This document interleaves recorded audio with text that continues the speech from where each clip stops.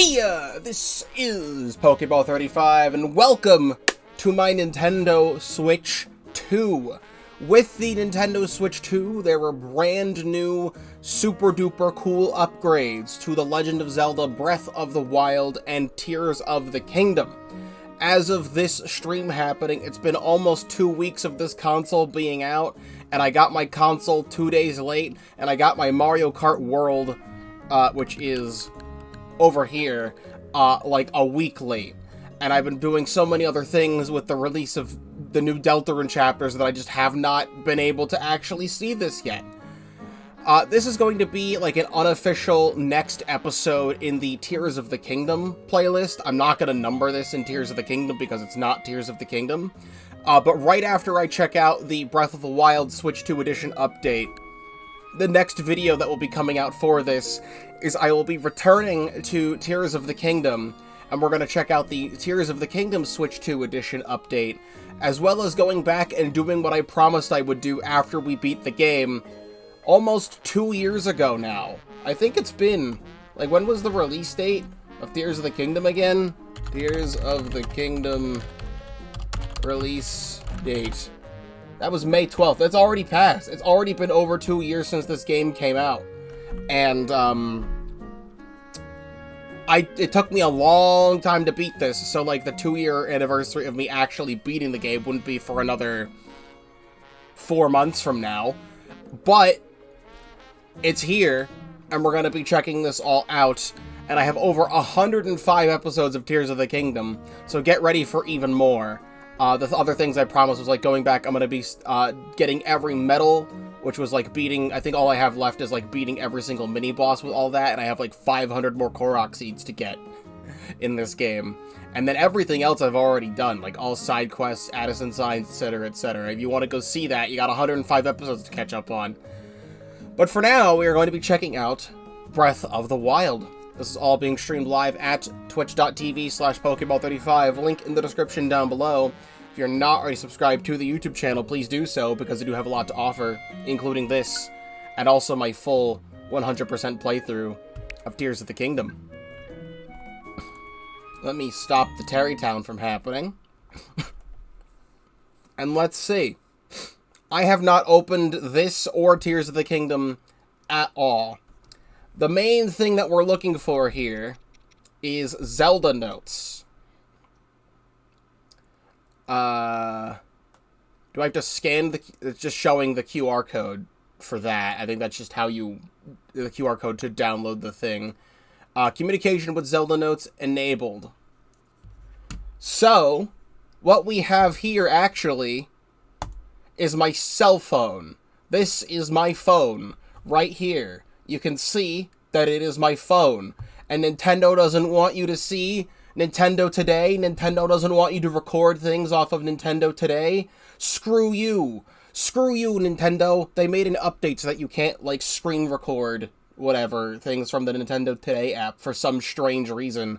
I've heard instances of people screen recording things from the Nintendo Today app before they're put up on social media, and they put the people who's not Nintendo, put them up on social media, and they get, like, DMCA takedowns and, like, copyright claims and things. Do you really want people to not see the motion comic of Creeping Chrysanthemum?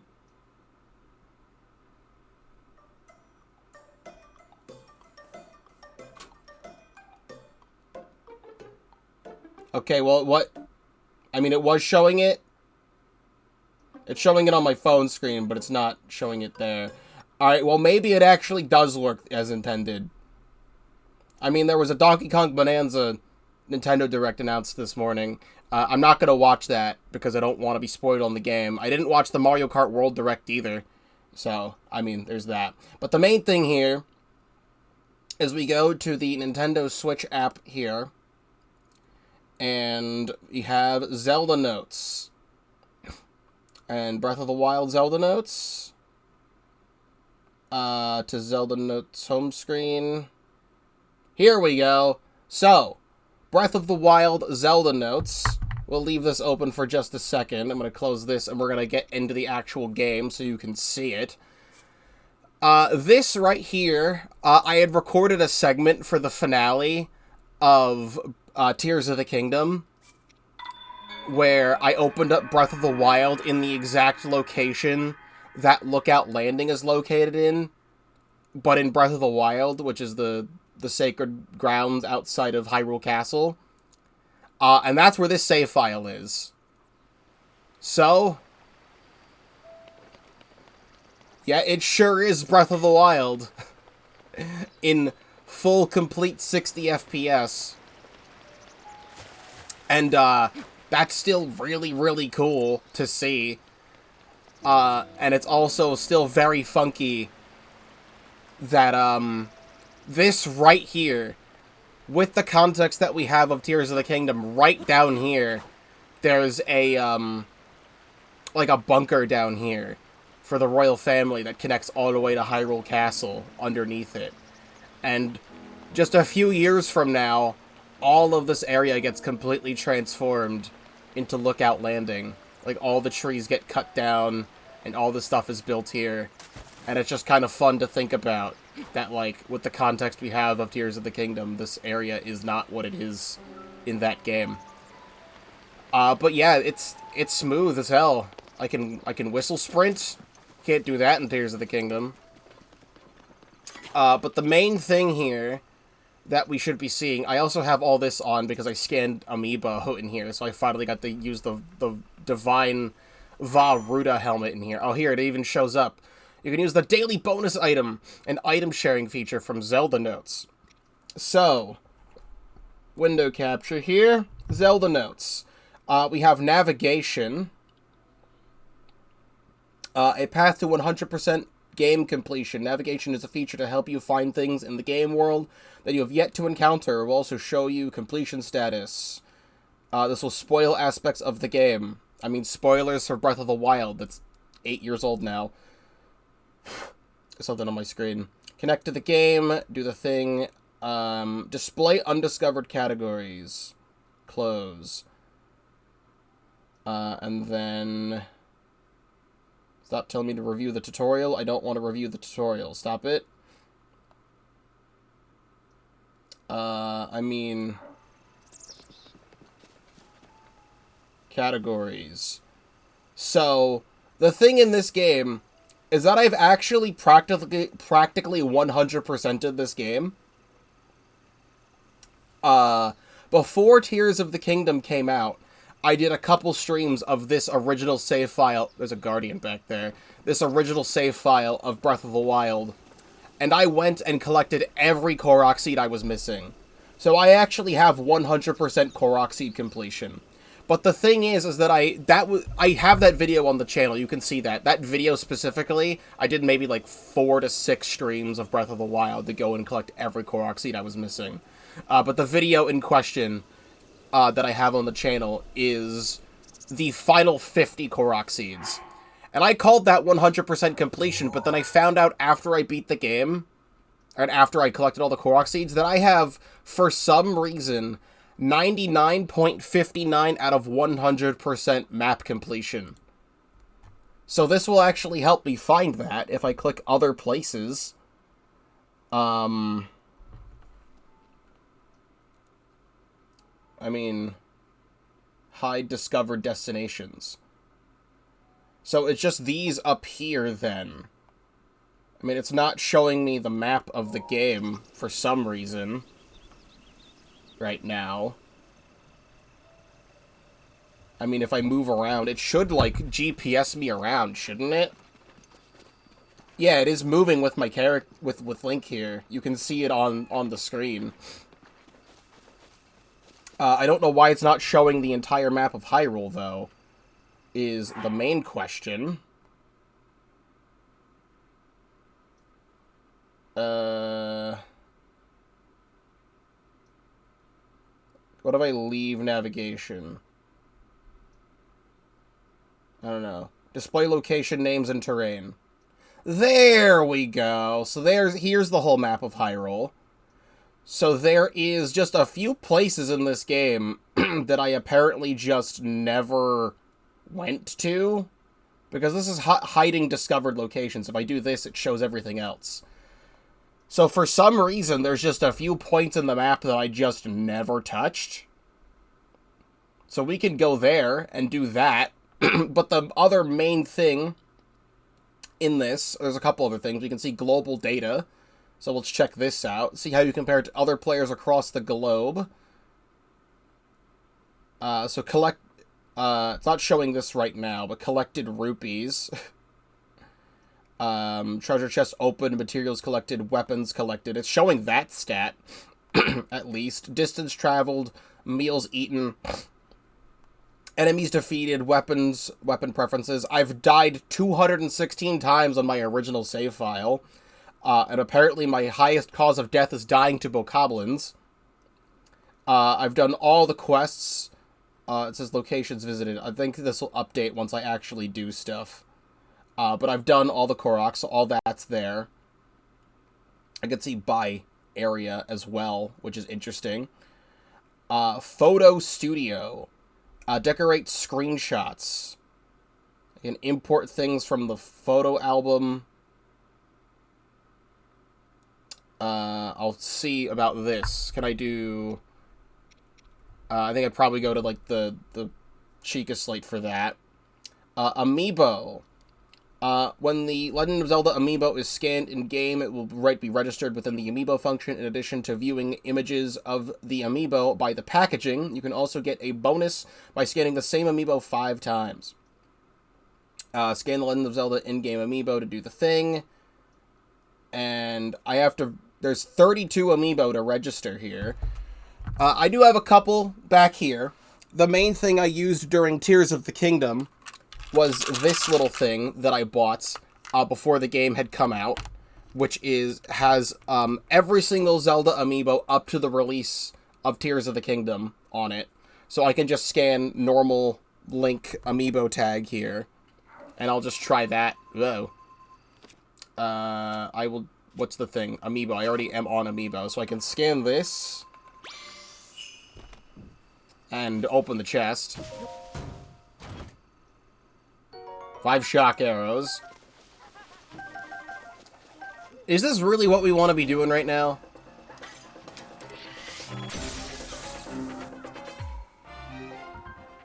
That was the last usage of my Savage Lionel bow, and I used an ancient arrow on that guy. That guy is never seen again, actually. He's never been heard of ever again. I did not mean to shoot him with an ancient arrow 5 times. But there you go. This doesn't seem to have updated, so I don't know. Amiibo. There we go. Link has been registered. So I get a thing. I can see the Link Amiibo and the packaging of the Link Amiibo, and I have to scan it 5 times total, which you could only scan the same Amiibo once a day. So that's neat. That's it. This is a neat thing. So I can scan other Amiibo that I don't actually own, such as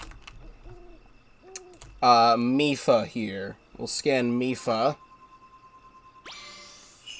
Put you back.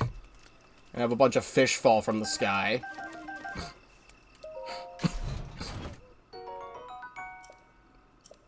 Sure.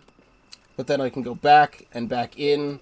And now I can see the Mifa Breath of the Wild Amiibo has been registered. So I can see a render of the Amiibo and the OG packaging and all that stuff. That's pretty neat. Don't know how much I'll do with that. Item sharing, though. This feature allows you to transfer items from from the game to your item box, as well as exchange items with other players. There's still a fish flopping around. To begin, do the item sharing thing. Next, I'll figure it all out. I don't want to read the tutorial. While sharing a QR code with another user, certain information such as the nickname linked to your system will be visible on the QR code recipient.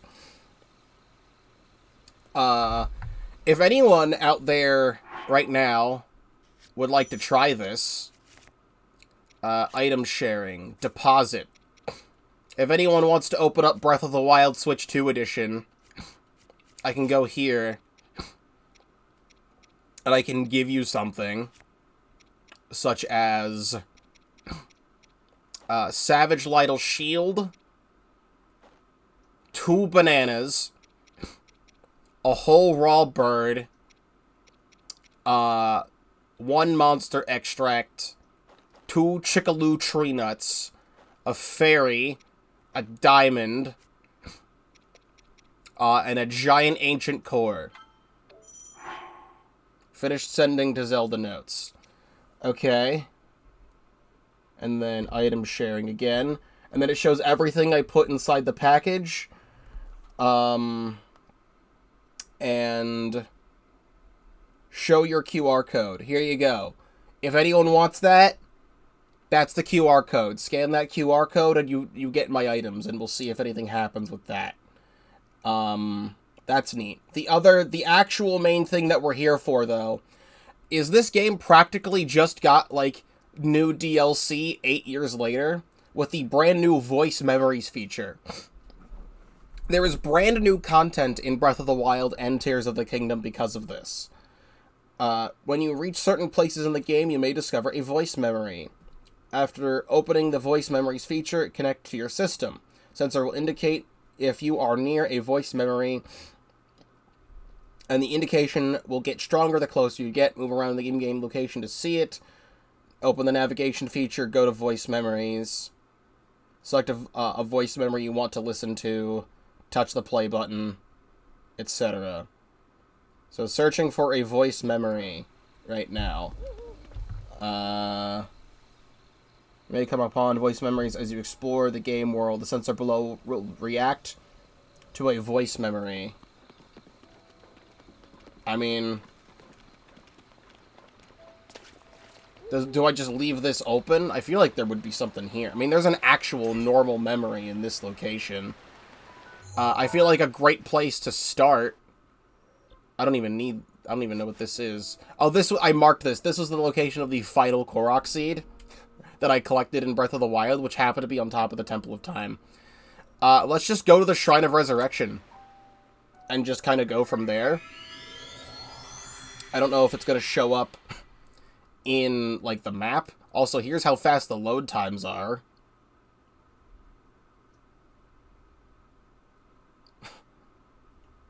Still pretty dang quick. Classic Shrine of Resurrection. And I don't know if this is supposed to be making a noise or not. I have this over top of it. Thank you, Zildion Hepter, for following. You do the thing, and I very much appreciate you. I didn't think that through. As I put this here. Can I go to navigation and categories, Princess Zelda voice memories? Oh! There's a lot. Scott, your stream for the first time. Really solid content. Keep it up. If you're ever open to feedback and tips, feel free to hit me up. Thank you. But I'm good. Also, because I have this on the screen, I need to lower this in priority because you can't see the chat. So now if I do Q, there we go. Now the chat shows up on top of this. Let's do it like that. So there seems to be a lot of these throughout Hyrule. I might not get to Tears of the Kingdom today like I thought I would. I didn't realize there was going to be this much. But let's just relax and play Breath of the Wild. You know? Is there really a shooting star right there? Alright, well, right here on the cliff, let me actually, like, put on gear that looks good. If I could remember how to play this video game. Let's put this on, and the pants, and I can actually use some of this stuff. I don't know.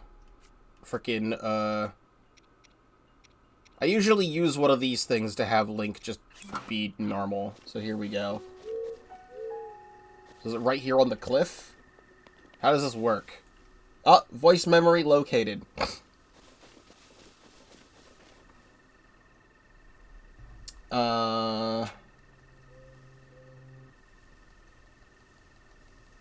It is not playing the volume like it was before. Stop it. Why is there no volume? Do I do this? Many ancient relics of the Sheikah were considered dangerous and were therefore entombed in darkness by the King of Hyrule long ago. In particular, the Shrine of Resurrection was considered especially dangerous, as it controls people's fates. It was kept under close watch by the royal family. Now that recent investigations have revealed that this shrine was built in preparation against the calamity, however, we should move forward with its study. Ain't that interesting? It's a new lore. We get to read lore.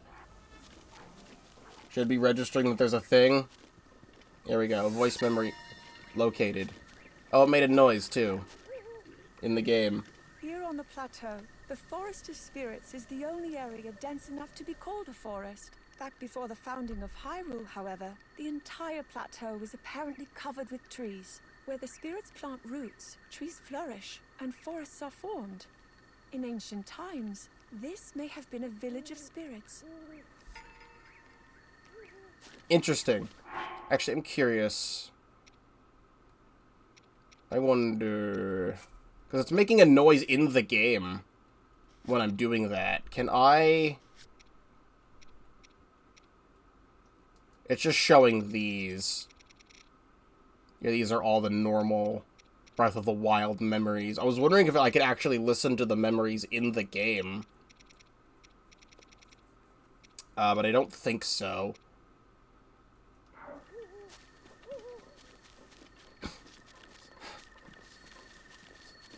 Then we could travel to the Funny Stone Talus.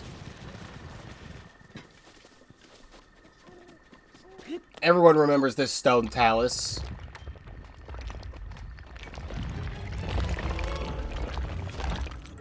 You know what I just tried to do, chat? I just tried to use Ascend to get to the top of the Stone Talus.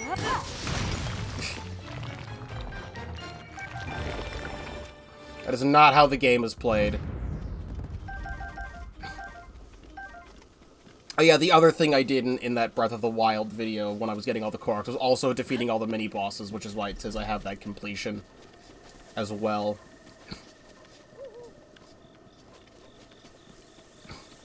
So this place has a voice memory of all places?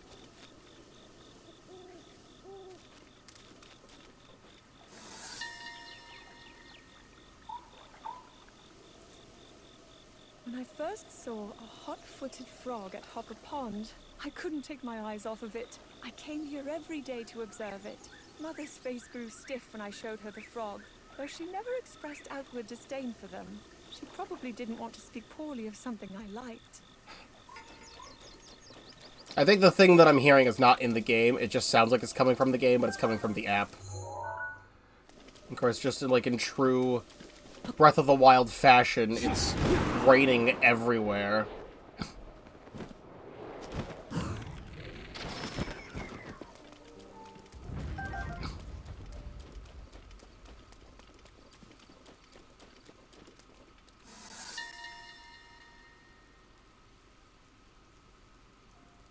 Royal princesses have a sacred power which is claimed to have been passed down generation after generation. In fact, the lineage traces all the way back to the first queen, when Hyrule was founded. The ritual at the Temple of Time falls upon the princess to carry out. But do my prayers even reach the goddess when my powers have yet to awaken? I think it's interesting that they're retroactively adding Tears of the Kingdom lore into Breath of the Wild. A big complaint that I had and many other people had with Tears of the Kingdom is the story, because a lot of it doesn't make a whole lot of sense, and there's a lot of instances where the events of Breath of the Wild are rarely ever even mentioned in Tears of the Kingdom, and there's even just some NPCs that just straight up do not recognize Link at all. Farouk's protection is now ready to roll. Hello, Farash. Also, you know, all the way up there, there's Sky Islands up there. And even with the lore that we have now of Tears of the Kingdom, at this very moment, Daruk's protection is now ready to roll. A classic interruption. At this very moment, right now, spoilers for Tears of the Kingdom if you somehow haven't beaten the game yet, the light dragon exists at this very moment and is flying around right up there. Somewhere beyond where we can't see, the light dragon exists. Which is a very depressing thing to think about. Let's go this way toward... What did I have? Toward the red outline.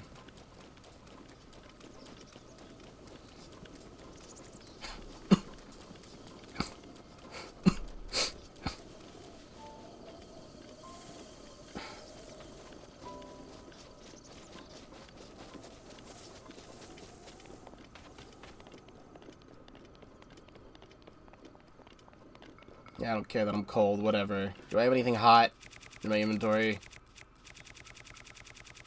Too bad.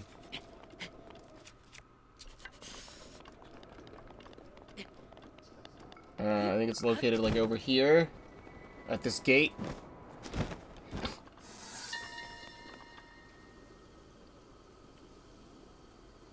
Past this gate is a snowy landscape, cold enough for one to freeze there. The area is a place where heroes can test their skills. The landscape is clearly not a natural phenomenon.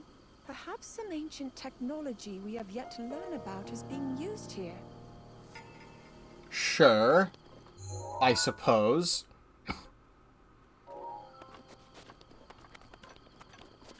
Just get me back on my motorcycle to get me to where I need to go. Like, goddamn.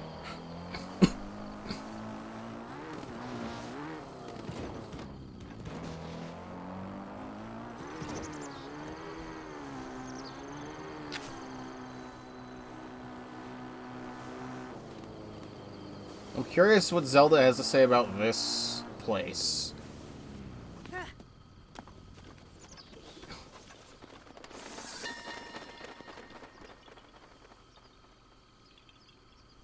There are many gaps in this mountain hut, and even the rope holding the logs together seems dubious. It is far too shabby for a hunter's cabin. I didn't enter. The hut seemed it may collapse at any moment, so I was unable to identify the owner. It should probably be dismantled before someone gets hurt. So I'm pretty sure these memories are supposed to be taking place during the point of, you know, before the Great Calamity strikes, when Zelda is doing her preparations, like, in between all the things. Like, I can send pictures to Zelda Notes. Let me see some pictures that I have. Some old pictures. Does it tell me the date this was taken? This is, like, the very first picture you take of, Small Purra. Which now it's kind of awkward to see Small Purra now, after seeing Large Purra for quite a while. How do I send to Zelda Notes, though? I don't know. What I want to do, if I could, like, remember how anything in this game works. Like, during it takes place during all these other memories, where she's, like, going through Hyrule and stuff. That means this hut, this shitty-looking hut, was standing for 100 years? Or something? There are some things that don't make full sense, necessarily. I mean, still, in between all of Breath of the Wild into Tears of the Kingdom, there's still so much of Hyrule that's still in ruins, even though, at least, like, in-universe, 7 to 8 years have passed, because, like, Hudson got married and then also had a child who happens to be at least looking like somewhere in, like, the 5-year-old range, and it, like, takes a while for, like, you know, a baby to be born and then be raised, because it takes, like, you know, time. So, like, even during that time, there's still so much of Hyrule that's still in ruin from Breath of the Wild. So, like, I guess it could make sense that this hut is still standing. I don't know how the ghost of King Rome kept this thing standing for 100 years until Link woke up, but, you know, sure. There's one more on the Great Plateau, which is up here. So let's go this way. Oh, up here is interesting. This is, I believe, the highest point of the Great Plateau. Notably, I think King Rome's grave is up here. It absolutely is on Tears of the Kingdom, at least. Yep, this is King Rome's grave, alright.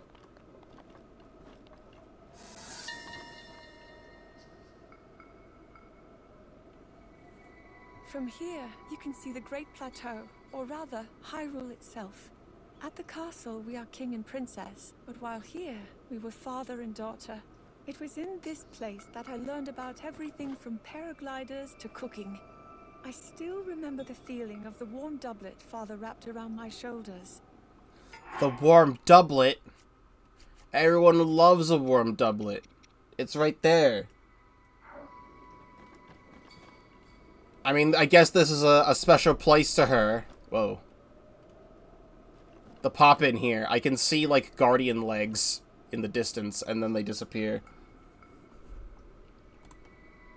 It was this very special place to Zelda, where she bonded with her father, and then she buried him here. Damn.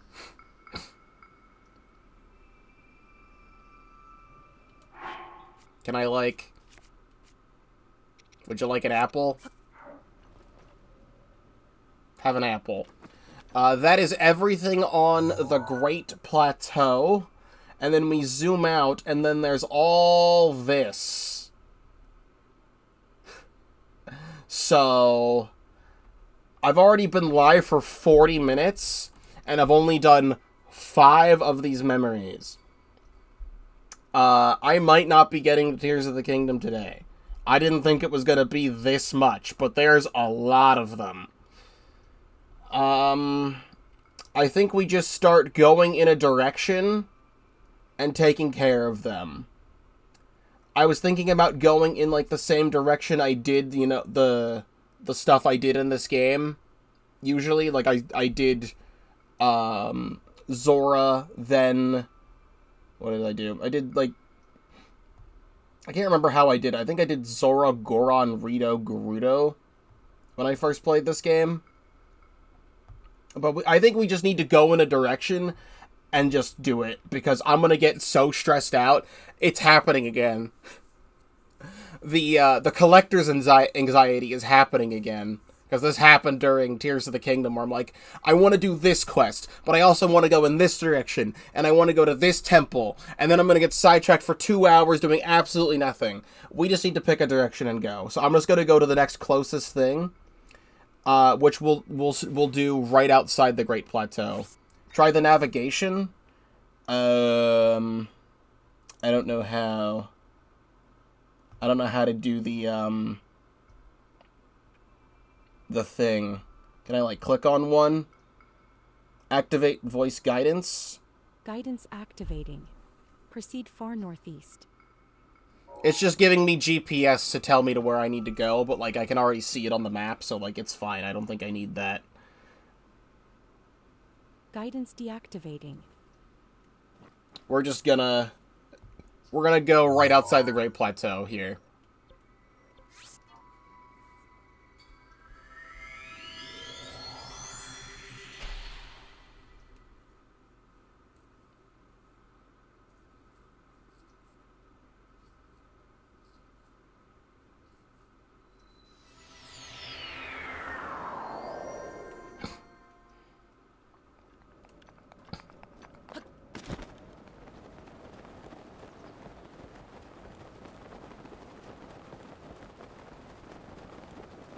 I always thought this dam was pretty interesting. Because you blow this dam up in Tears of the Kingdom to get into the Great Plateau.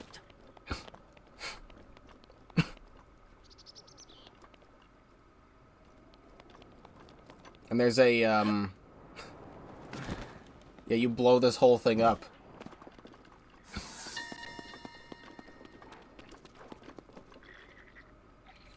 Hyrule Castle was here on the Great Plateau in ancient times, and is still under the protection of the kingdom.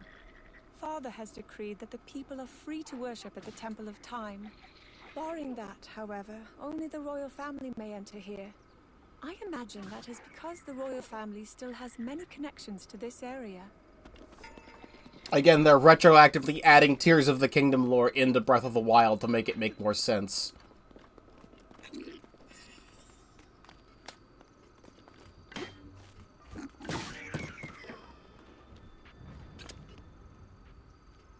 You made it. Thanks.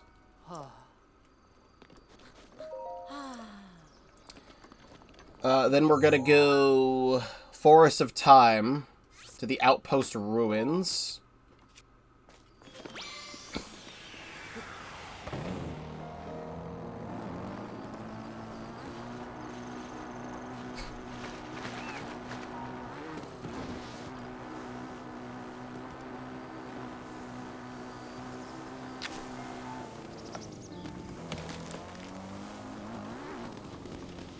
Right over here. Right on the path.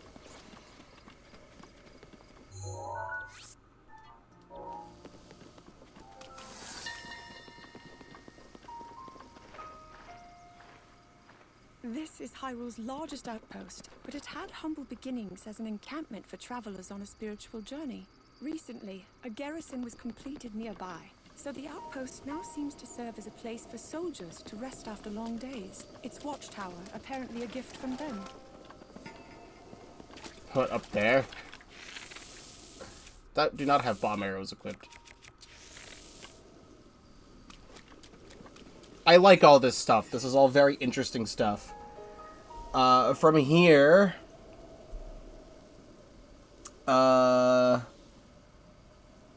I mean, I did start at Hyrule Castle. There actually is something. It's like dead center over there. And there actually was something right here that I didn't see. But again, we're just gonna go in an area. And I'm going this way. We're going to Dueling Peaks. Honestly, let's try this. Guidance activating. Proceed some distance east. Proceed some distance east. You there, get out of the road. Hello, Dolphy Gaming, welcome to the stream. Please proceed. Proceed. Also, I'm gonna lower my screen brightness on my phone. Proceed southeast. Just to save battery.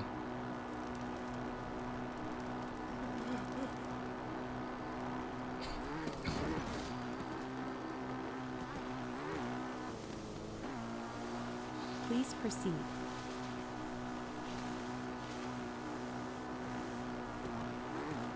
Is up yonder.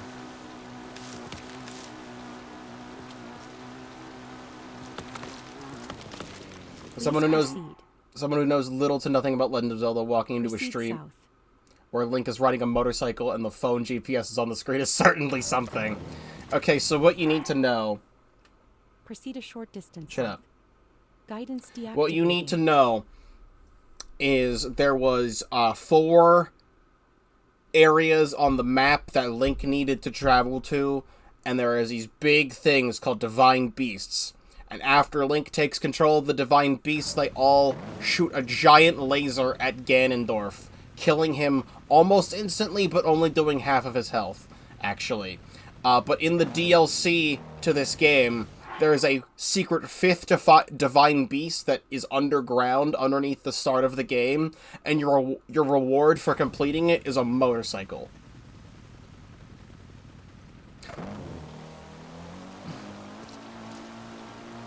Why? I don't know. I'm pretty sure the reason was that Eiji Aonuma was like, motorcycles are fucking cool, actually. I'm gonna put a motorcycle in my Zelda game.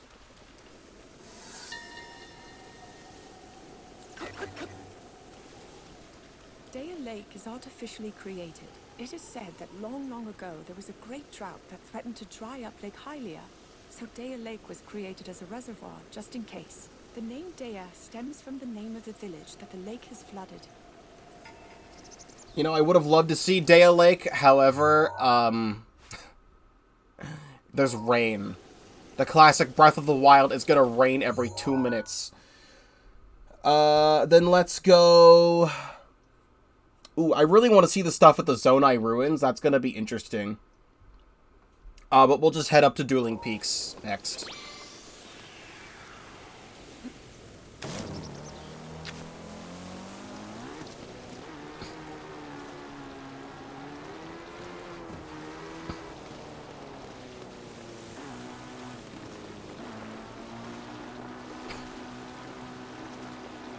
I think it should be more normal to add things to video games just because it's cool. I mean, Link was added to Mario Kart 8 Deluxe, or Mario Kart 8 as a playable racer, back then. Like, in the original, like, Wii U version of Mario Kart 8. And there was a bike that was added as Link's thing called the Master Cycle, which was, like, a Zelda-themed motorcycle that looked like a horse. But then Breath of the Wild came out later and added the Master Cycle Zero. So you got this motorcycle in this game. And then later on in Mario Kart 8 Deluxe, they added Breath of the Wild Link as a playable costume for Skyward Sword Link that was already in the game. And they also made a second bike that you could use, which is this literal bike that you can use as this bike and wheels in Mario Kart 8. Can we not... I forgot how often Yiga Clan members show up in this game.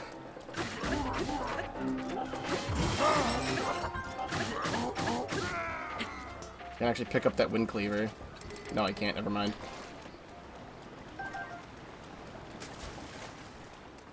Alright, Dueling Peaks.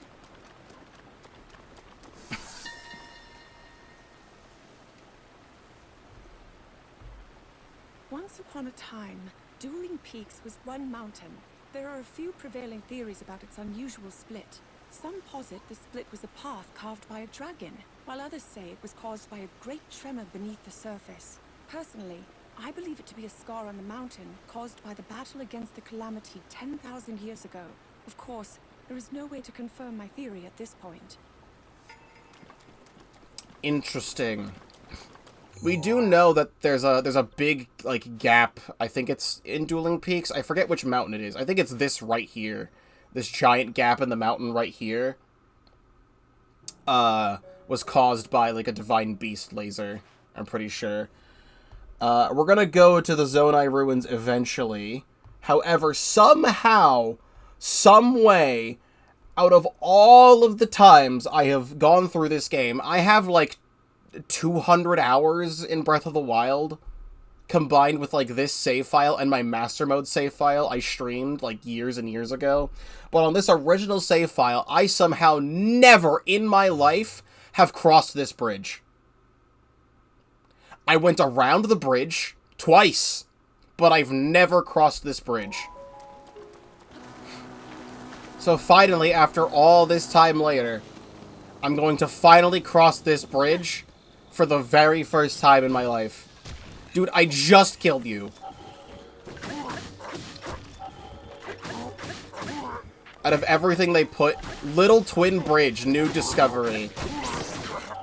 Out of all the things they put in Breath of the Wild, having these Yiga Clan members show up, like, every couple minutes is, like, one of the worst things they've done.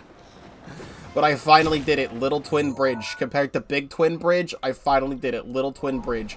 I've actually crossed this bridge in Tears of the Kingdom. Because actually, they put the Great Ferry right here. Because they moved all the Great Ferries around in Tears of the Kingdom. They put one of the Great Ferries right here. So, like, I would have had to cross this bridge. For the quest related to the Great Ferry. But not in Breath of the Wild. I've finally done it.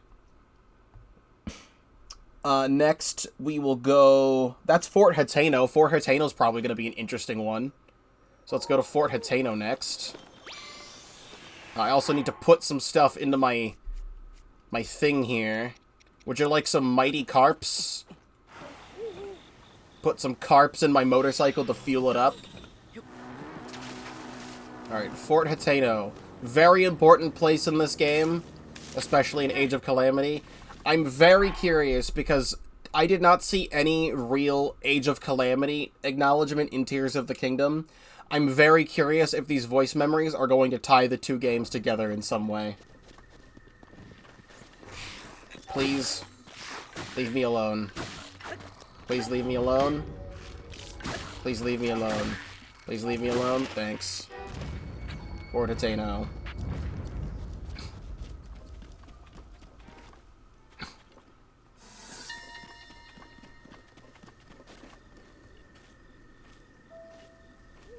Though it is a fort by name, Fort Hateno was originally a checkpoint for travelers. It's clear it hasn't been in use for some time. I can see areas where the structural integrity is in question. If we repair it now, while we are able, it may serve as an outpost for soldiers. It seems a useful repurposing as the calamity approaches. I mean, yeah, there was the big battle here where Link fucking almost dies. And in Age of Calamity, I'll talk about Age of Calamity a little bit.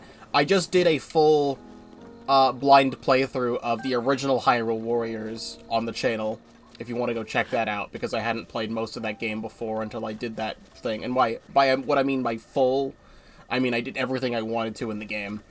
But now Age of Calamity actually runs at 60 FPS on Switch 2, which is so insane, because that game ran like ass, and the entire reason why I did not do a playthrough of a series on Age of Calamity instead is because it ran like shit on the original Switch. But yeah, in Age of Calamity, there's also very, very important things that happen here during the Battle of Fort Hateno. I think we could teleport now. We don't need to go anywhere here. We can do everything in... Like, all of this takes place in Hateno Village. So let's just go there. Alright, perfect. It puts me right here. Let's zoom in, actually, so we can see the exact points. Let's go this way.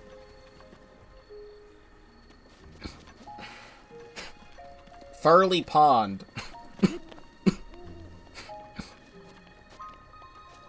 This pond has some significance, apparently. Oh, it's showing the statue.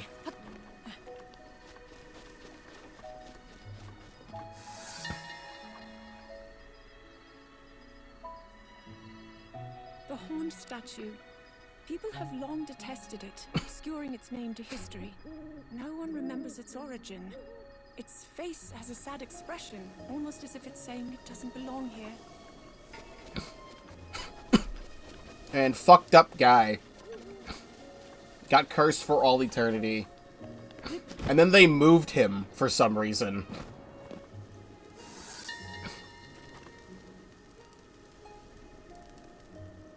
Peace reigns supreme in Hateno Village.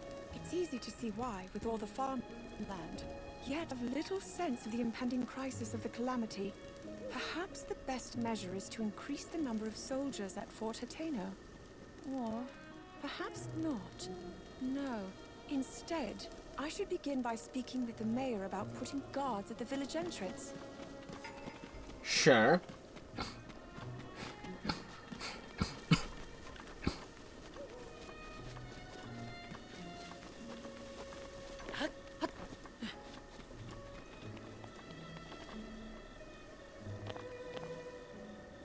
Is it inside the clothing shop?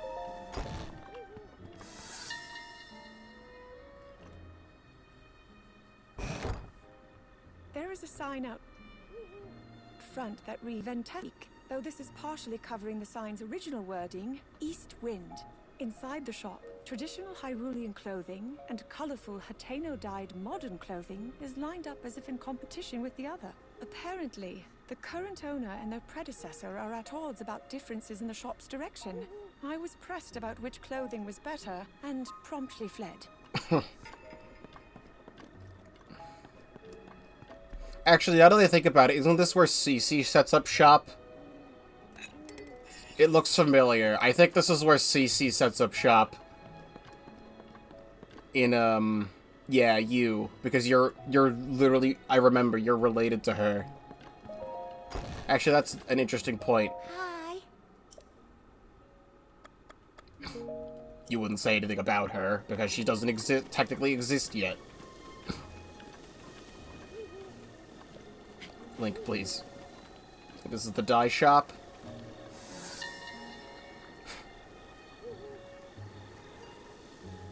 The Kochi dye shop is considered without peer all across Hyrule. The owner, too, is without peer. I brought 5 garments here to have them dyed using the shop's special technique, and a unique royal blue color was achieved by taking extracts from a silent princess. I wonder if everyone will appreciate them. I mean, that's lore. All of the champion outfits, including the color of the champion tunic, comes from the dye shop. From a special silent princess extract. Up on the path, and then at the ancient tech lab as well.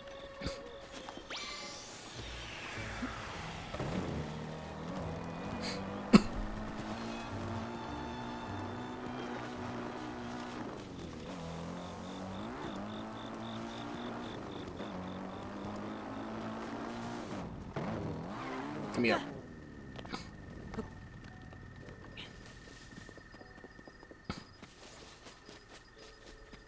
We have the farm here.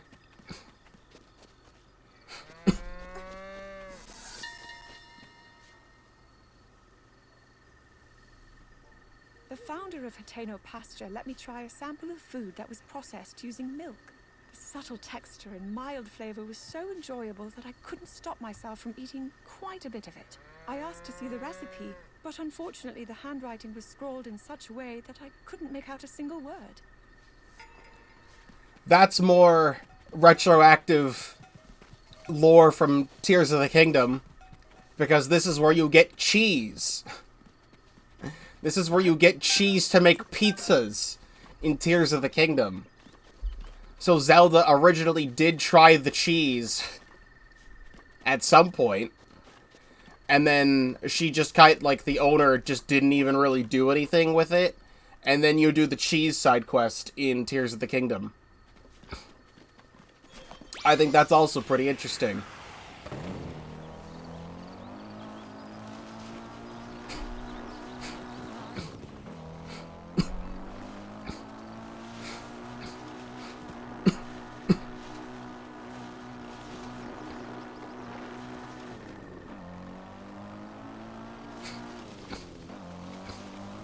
Alright, Hateno Ancient Tech Lab.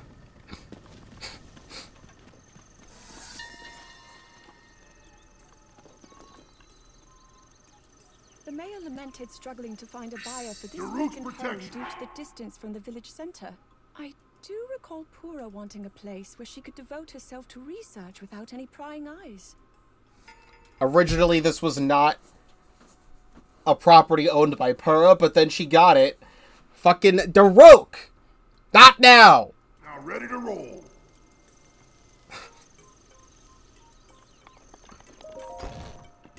Why are you so small? You're small and not big. Stop it. Stop it. I still think it's very, very funny. My YouTube short I put out of my reaction to Tall Hot Pura in Tears of the Kingdom is like my most viewed video of all time. Like, it got so much traction, and that specific short made me gain, like, a couple hundred subscribers, which helped me hit some subscriber goals I had back in 2023. I'm very appreciative of that. Anyone who stuck around because you subscribed from the Pura short where I took a bunch of pictures of her, thanks for doing so. We have, at the very bottom of the hill, is the next one. We can literally just drive off the cliff, because that's what the motorcycle does. Well, not like that. Not that much fall damage. I mean, you can just straight up drive right off the cliff here, though.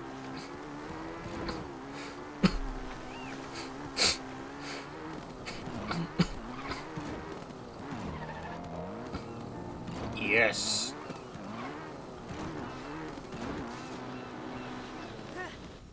Stop it.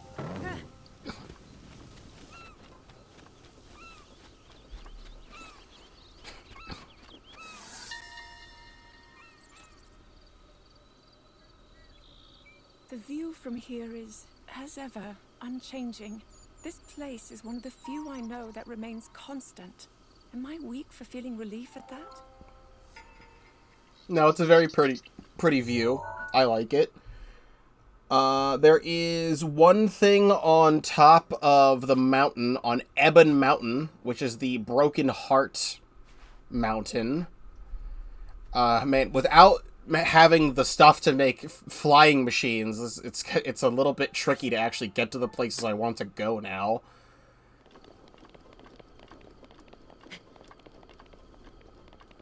Alright, the Broken Heart Pond.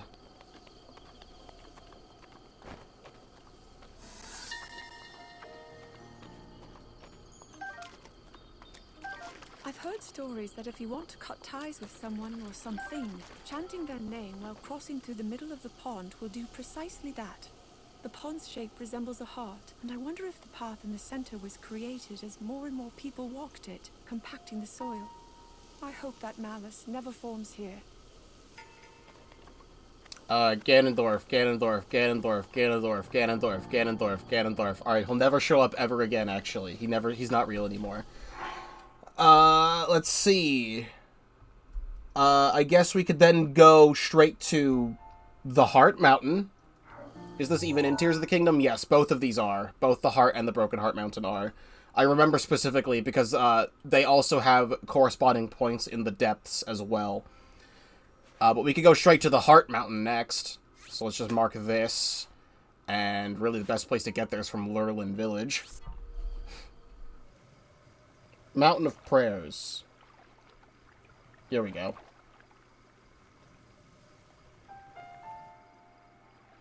Tuft Mountain is a destination for many mountaineers. It's also known as the Matchmaking Mountain. The custom is to climb in total silence, and upon reaching the top, pray as the sun dips below the horizon. I set out to climb the mountain myself, but I was stopped by Link, who observed how very steep it is. Personally, I feel he was being overly cautious. Funny. And then go back, and then navigation. Alright, here we go. Alright, back to Lurelin Village. Straight this way.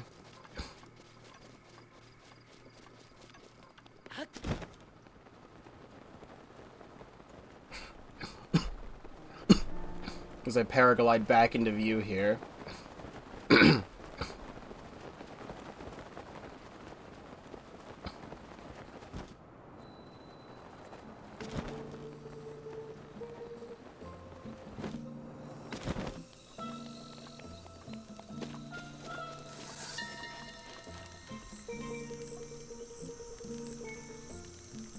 The cove here in Lurelin Village is so lively with its many boats. Even before anyone recognized who I was treated with hospitality and warmth. The villagers served me a dish with an exquisite, vibrantly colored fish. You cannot find such a fish anywhere around the castle.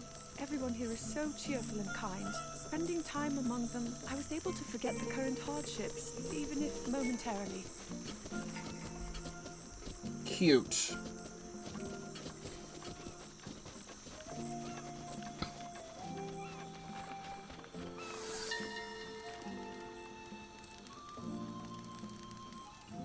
I'm told the houses of Lurelin Village were built by shipwrights, so they're as sturdy as ships. Perhaps that is a tradition among fishing villages. The head of the village told me, however, that there are fewer and fewer shipwrights these days, and it may be challenging to rebuild if the existing homes were destroyed. Tears of the Kingdom stuff again. The upheaval destroys Lurelin Village, and you actually physically have to rebuild the village. That is a whole side quest in that game.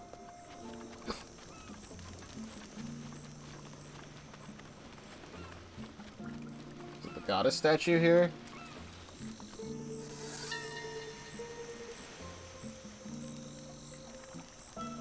Oh, the goddess statue of Lurelin Village. Here she is worshipped as the guardian of fishing. She has been enshrined in this location to keep watch over the docks. the villagers provide offerings of their catches each day, I noted a rather large pile of fresh fish and crabs placed at her feet. And then up here is the inn? Which way is it going? No, this is the gambling shop. There's a memory in the gambling shop?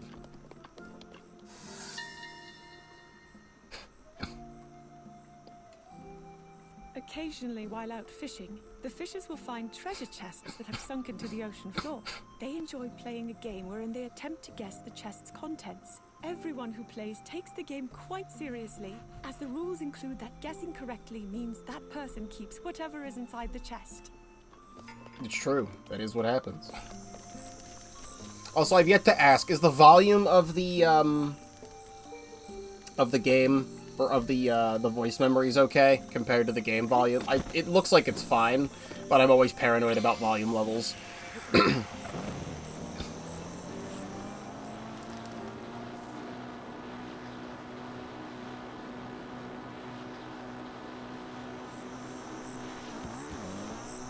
Could be fine, it's fine, could be up a little. I don't know how I would do that necessarily. Actually, wait, yes I can. It's the volume of the thing is literally at 2.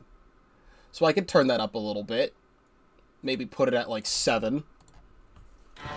And we'll see how the next one sounds in comparison. Billy! Get out of here, Billy. Man, this whole place has a geoglyph in Tears. Oh, that's quite loud.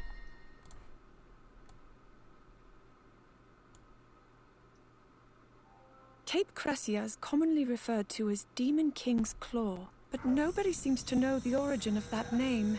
Areas where evil spirits gather occasionally experience unique topographical shifts. I find myself wondering if this is such a place. Demon King's Claw, huh? If I remember correctly, this is the area of the... Again, spoilers for Tears of the Kingdom. If you're watching this and haven't played Tears of the Kingdom yet, I don't know what you're doing. Unless you're, like, not a Zelda fan, which I completely understand. This is the place in Tears of the Kingdom where you get the memory of Queen Sonia literally being stabbed in the back and dying. So... that's probably how it got its name somehow. That is this whole corner of the map, except for Eventide Island. So let's head to Eventide. So I specifically overrun these rocks.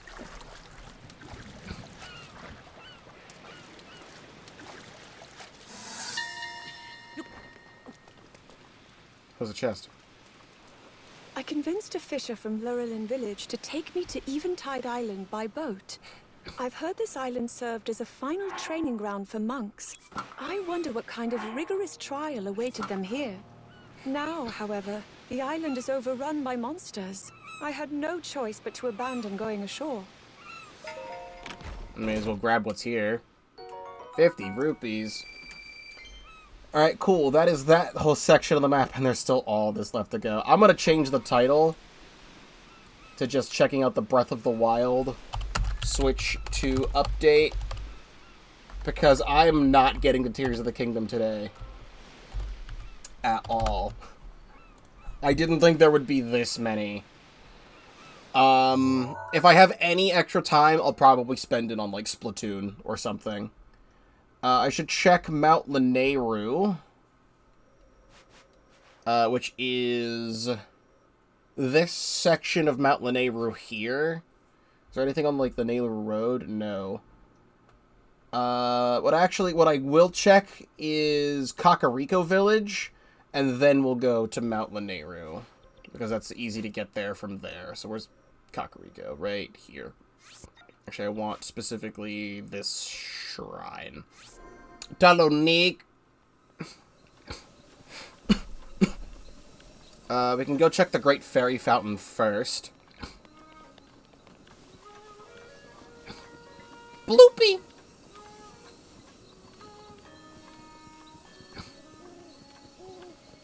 Bloopy, please!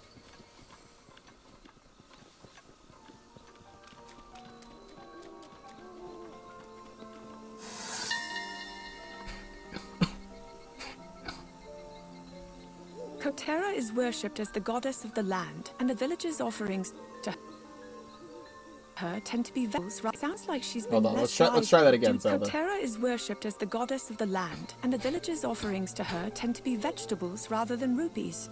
It sounds like she's been less lively due to a decrease in rupee donations lately. Self-sufficiency is taking root in Kakariko village, so perhaps fewer people see the value in rupees. Hello, milady. Is there anything I can even do with you right now? No, I do not. I mean, I guess this. Yeah, sure, since I just got these at 2 years ago. Fierce Deity Armor, sure.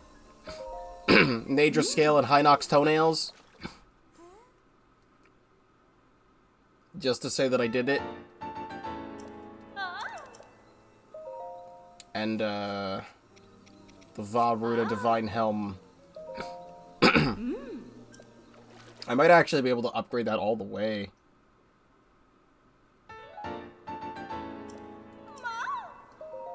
Like, just to say that I can. Yeah, all it costs is just, like, ancient parts, and I have so many of those.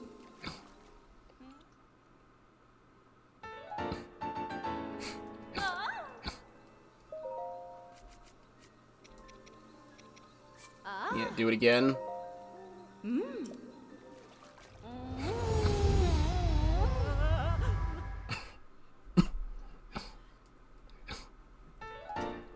And can I do the funny?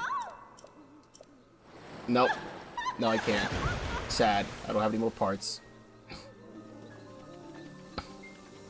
Alright, Kakariko Village.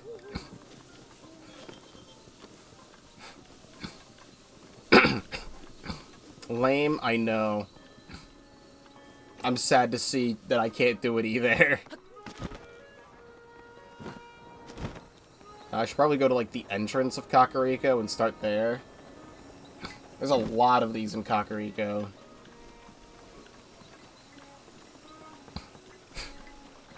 Can I get, like, wait till daytime?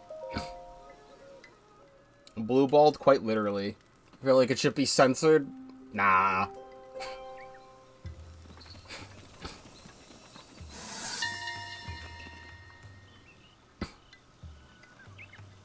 For generations, the Sheikah have lived in Kakariko village. The town has been their refuge ever since they were banished from Hyrule. Their advanced technology was viewed as a threat. The village itself is nestled in the mountains as an intentional hiding place. I imagine it feels as a haven to them. Can I zoom in even further? Yes, I can. Alright, here we go.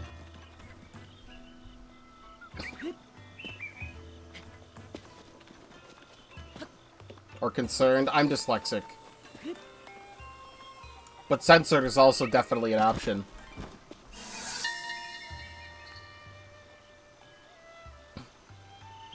The people of Kakariko village cherish plum trees as a symbol of Sheikah history. Rejoicing that a dear friend had been blessed with a baby, Impa planted one such tree and ended up covered in mud in the process. It was her wish that her friend's child would end up healthy and happy.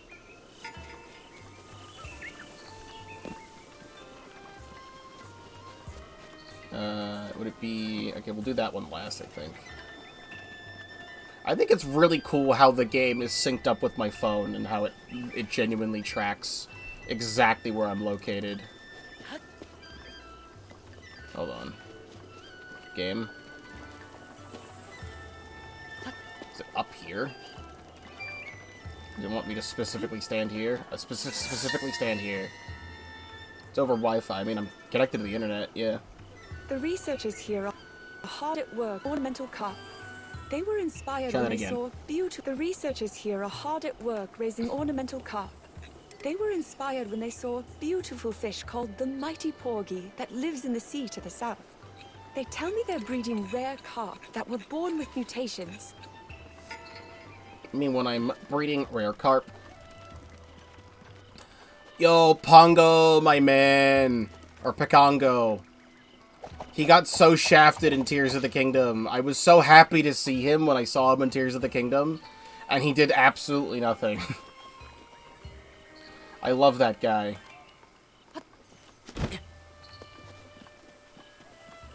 Here, am I, like, blind on how this game tracks me? Is it just supposed to be the store? It's supposed to be... Oh, this... I think the goddess statue? Or the frog? The frog right here. This frog statue is the guardian of travelers, though I don't believe anyone knows why it's a frog specifically. It is fascinating that a group as technologically advanced as the Sheikah would still believe in such symbols of good fortune. Maybe it somehow relented after a disagreement regarding the royal family. A symbol of hope to one day reunite, perhaps? I apologize if the thing stutters a bit. It's just gonna happen the way I have it set up.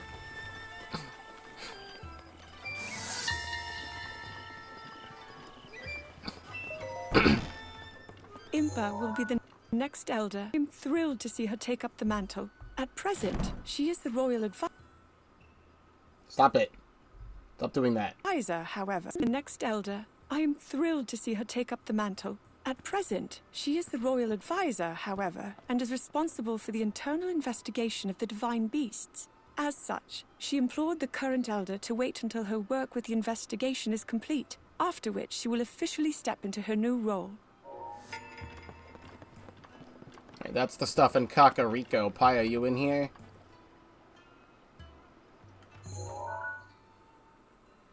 Anyway.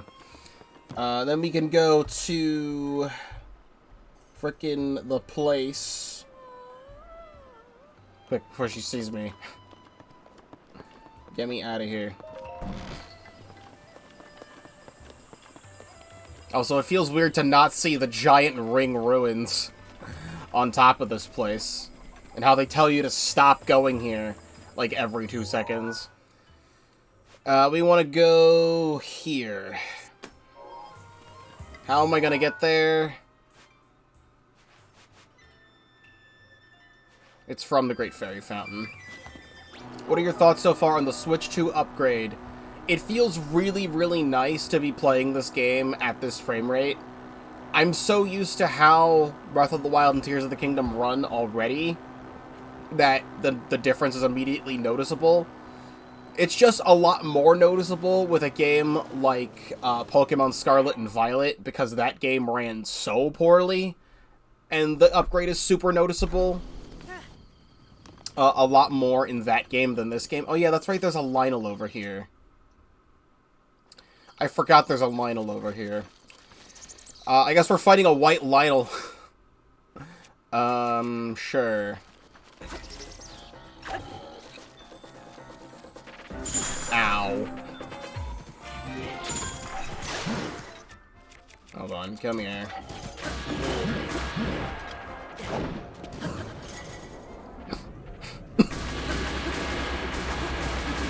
Like, I already thought Breath of the Wild and Tears of the Kingdom ran really, really well for the Nintendo Switch, but I'm still overall impressed with what they're able to do with these games.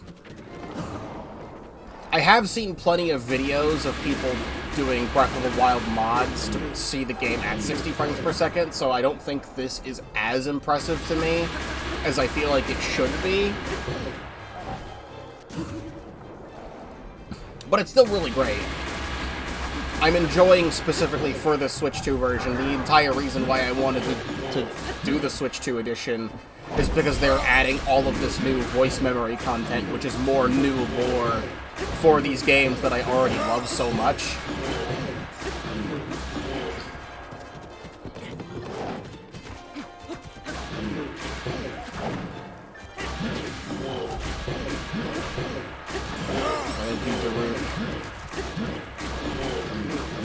Ow.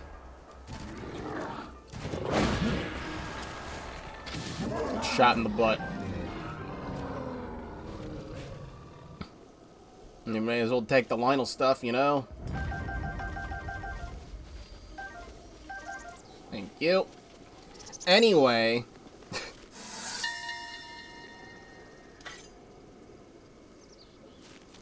This is the spring where Nehru, goddess of wisdom, is worshipped. Those younger than 17 lack wisdom and are forbidden from entering the mountain. Today, all I can stop it. but tomorrow I climb Mount Lanayru. If my sealing power doesn't awaken... No, it will. I'm certain it will be fine.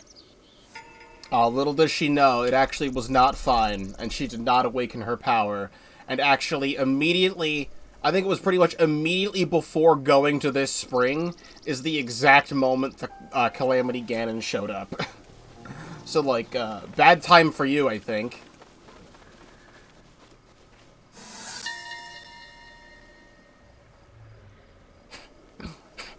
Purifier Lake is used for cleansing prior to visiting Mount Lanayru for worship. It is a very sacred place, so there are detailed steps which must be followed here. I cannot visit yet because I'm not old enough according to custom. That said, I have practiced the steps many times in preparation for what I'm sure I will manage just fine, but perhaps I will practice just once more. I'm gonna fight this hideout, so he's just sitting right here. But why not? I just saw the ore deposit. I'm like, I don't even have anything else to do in Breath of the Wild anymore, but I still want to collect the ore deposit anyway. And all these items because I feel like it. Alright, that is the right-hand corner of the map taken care of. I guess so I'm not edging you that much. Let's go to the Zonai Ruins next in the Faerun region. Which I'm very interested and excited to see. Just to see if she has anything to say about them.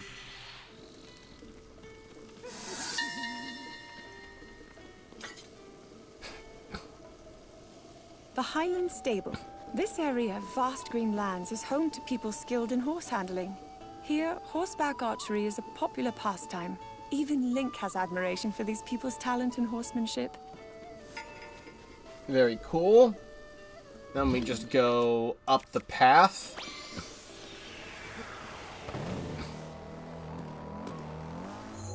Yep, just straight up here toward the shrine.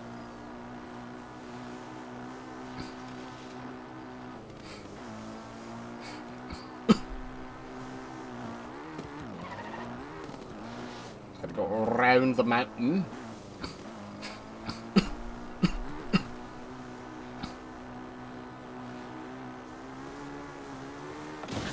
Guess I run into a fucking tree because I'm too busy looking at my phone.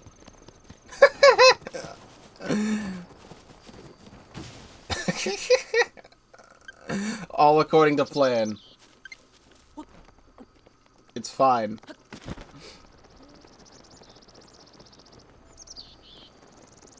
Everything's fine.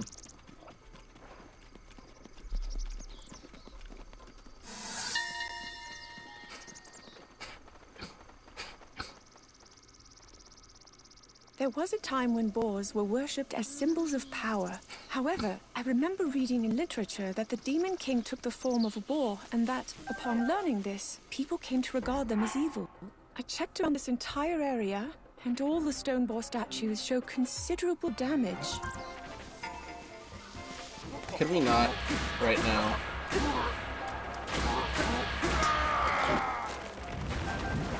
I never really thought of these things as boar statues. You talking about, like, the really big ones?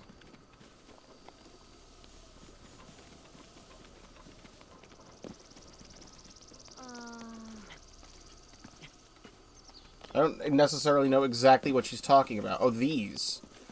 Yeah, I never really noticed that these were boar heads. I thought they were more dragon heads because of the Zonai. But no, I guess upon further inspection, I guess it kind of is like a hog of some kind. Very interesting. Then we have...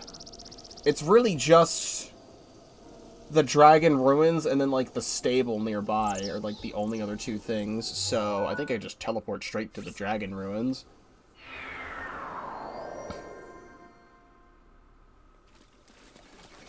Oh, she's going to be talking about the spring. She's not even going to be talking about the Zonai, I think. This is the spring.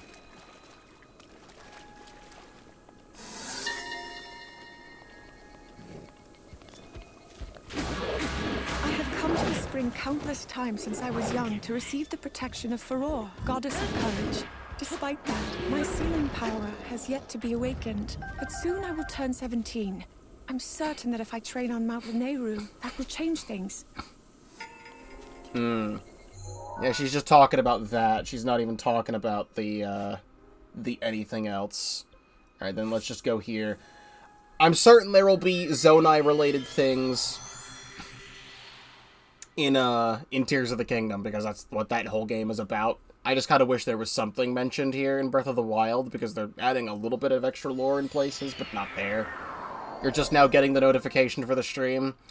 Yeah, that's why I say, the Discord is also available. And you should also, be notified, follow me on social media, tweet out whenever I'm live, etc. Post on Blue Sky. I don't use Twitter anymore. Here at Lakeside Stable, the jungle is dense, and much of the land remains undeveloped. I'm confident that there are many new discoveries to be made in such a place. There are even rumors of an unidentified creature of some sort. But I hear current that even researchers keen to learn more hesitate to travel here. Can we not? With the Daruk's protection, please. That's actually even more Tears of the Kingdom lore. That is referencing the Don-Dons, which were the thing that was showcased in the Tears of the Kingdom reveal trailer and then never showed up again. And they're just used as for, one side quest in Tears of the Kingdom, which takes place right around here.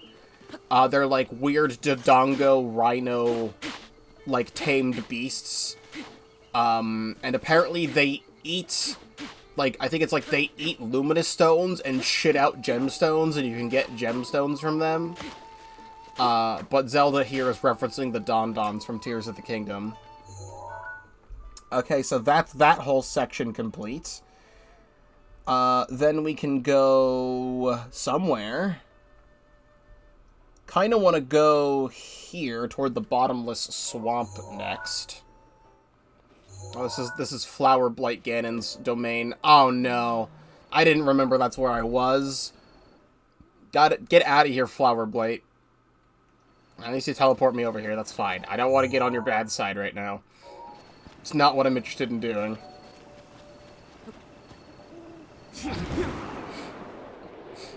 Oh yeah, this place.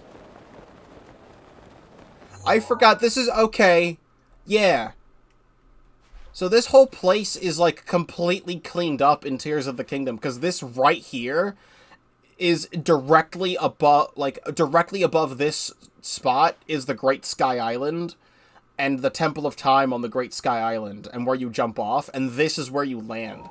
I almost completely forgot this place is, super fucked up, covered in skulls and gloom.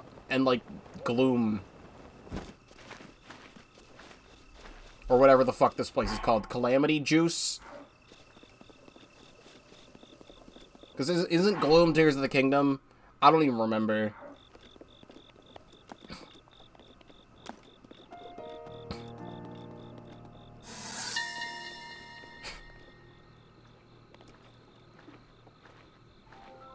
I have heard that the giant fossil in Bottomless Swamp was once worshipped by cultists who considered it the Demon King from ancient times.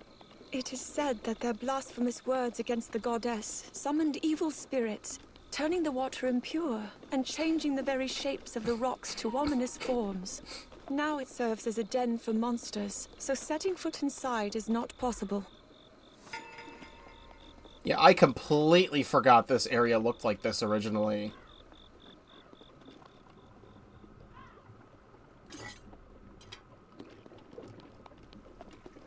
But yeah, this is where you land. It's not even a swamp in Tears of the Kingdom, so I don't know how that happens. There's a whole, little mini thing, encampment here. I remember this now that I'm here. So, I don't want to knock you into the water, into the swamp, because I think it would be funny. Wow, you're really bad at your job.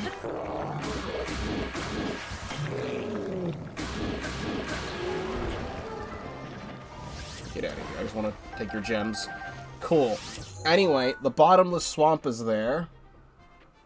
Then we have up at the stable. I think all of the stables have something.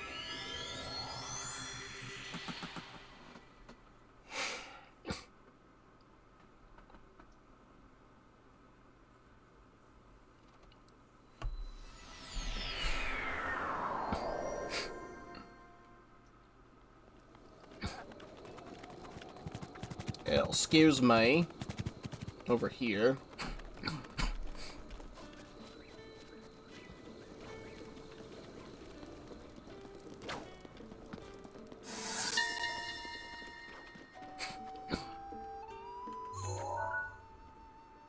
Father decided that the stables would be places of refuge in preparation for the calamity.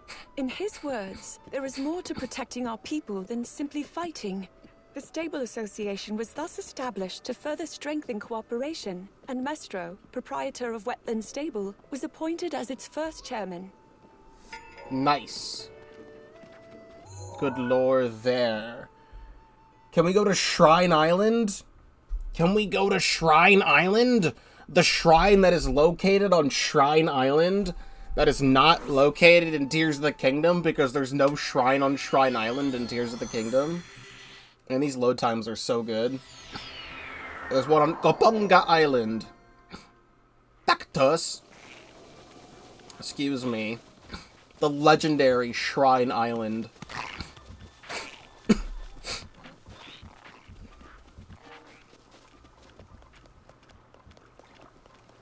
gonna whistle sprint my way over here. Excuse you.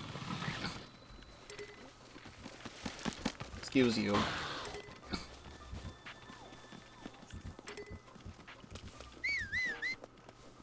Where is it? I'm standing, like, right here. I really have to zoom in to see the exact spot. It's right here where the Wizrobe is.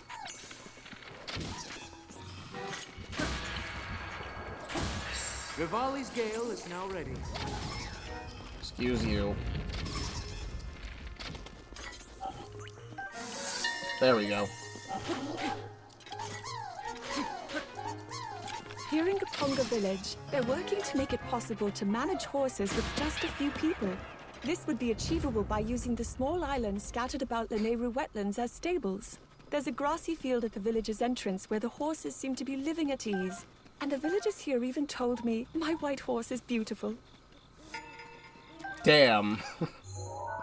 Well, sucks to be Kaponga Village after the calamity hits, because this seemed like a very nice place. I also cannot go into any wells. Also, hello Gamma, welcome to the stream. Next point of interest. Now that we've done all this, I kind of want to go from... I kind of want to go from Akala down. I'm not entirely sure. Yes, screw it. Let's go from Akala down. Why not? Gave plasma today. Nearly passed out, so I'm currently having a bout of a dizzy anxiety. More importantly, raw.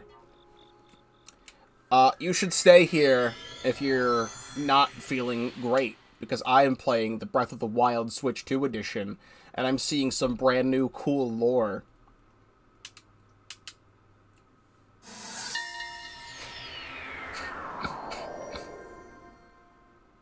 It's called a lighthouse, but my understanding is that it was built as more of a watchtower.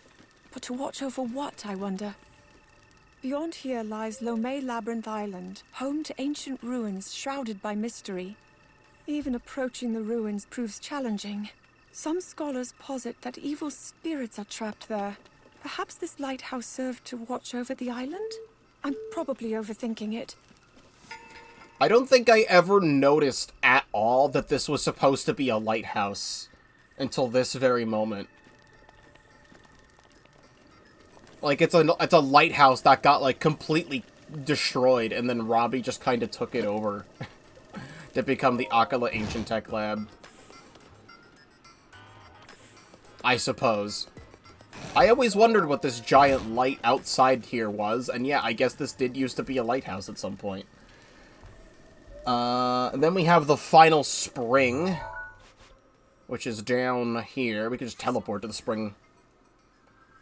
It was rebuilt in Tears of the Kingdom. I genuinely don't even remember. Like, now that this is in my mind again, when I play Tears of the Kingdom again, maybe, like, tomorrow, or whenever I get around to it, I'll actually, like, pay attention to that.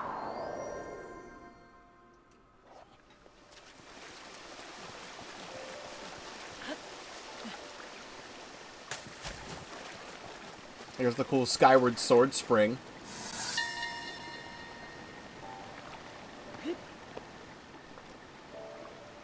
This is the spring where Din, goddess of power, is worshipped.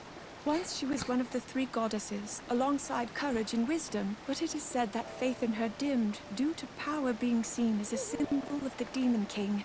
The terrain around the spring is complex and covered with roughly chopped trees, suggesting this place was once a training site of some kind. Interesting. There's Skull Lake, which we'll also just quickly grab, because, like, that's out of the way from all the other stuff in Ocula, so we'll just go there.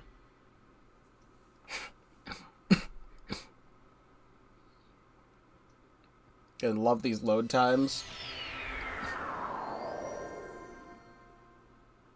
It's on the other eye of Skull Lake, which is down there, right? Is it on the eye or off to the side? It's off to the side.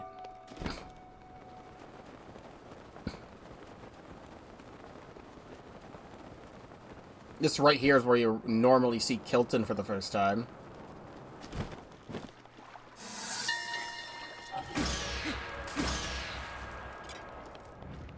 The buds are swelling and look as if they might bloom at any moment. These flowers submerged beneath the surface of the water have been considered prophetic since ancient times. Their blooming is said to herald natural disasters. Perhaps they sense the evil spirit of the calamity. You know, I always liked these flowers in Skull Lake. There's nothing else like this in the entire game. It's just kind of here, in Skull Lake. Let me zoom out again just to see the other random spots that I'm missing. So many random things. Alright, then, where is this? Just off the side of Death Mountain? I guess let's get that one, because that also... I think it's these ruins right here.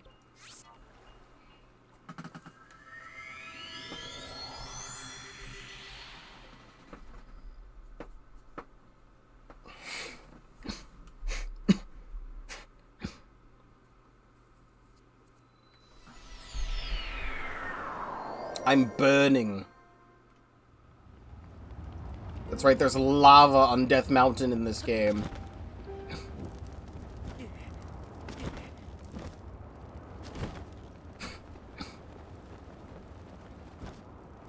I remember there's a well here. This is one of the final wells I got in Tears of the Kingdom, I think.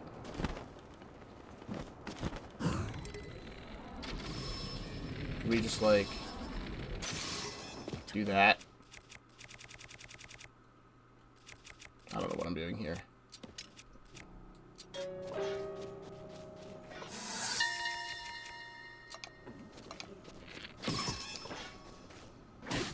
The Shadow Hamlet is a secluded village where people prefer to live somewhat disconnected from the rest of society. Many in Hyrule do not even know this place exists. I at least knew the name, but I had no idea it would be like this. I came to warn the people here about the calamity, but they turned me away.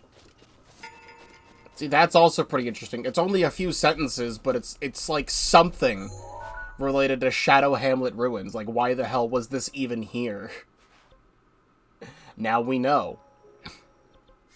I think it would be even faster to just teleport to the shrine at the stable instead of just gliding to the stable. So we'll just do it this way. I still feel so bad that I forgot about this stable's existence in Tears of the Kingdom. Because this was the final stable I unlocked because I forgot it was here.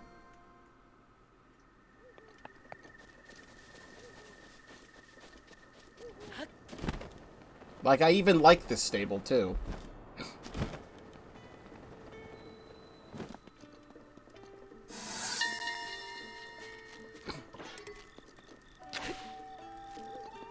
Pura's urging, South Akala stable was built. It seems she gave the stable owners many sheep to celebrate the opening, so now the grounds are filled with them. There are more sheep than there are horses here. I have to wonder, why sheep? I don't know. Why not sheep?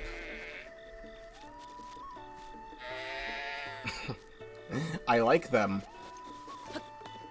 Also, I'm not someone who is like super able to do the advanced tech of that this game has. I know there's like, it's probably really easy to do, but like the bullet time stuff where you like you launch yourself with like with the remote bombs, I've never attempted it and I don't think I will. That would probably be really easy to get around in this game if I learned how to do like the glitchy tech. But I'm just not gonna, actually. We have Akala Citadel, which I want to make sure I'm looking the right way. Can I be looking the right way? Oh yeah, those. Forgot there's guardians here. Okay, here we go. It's down this way. So just talking about these ramparts.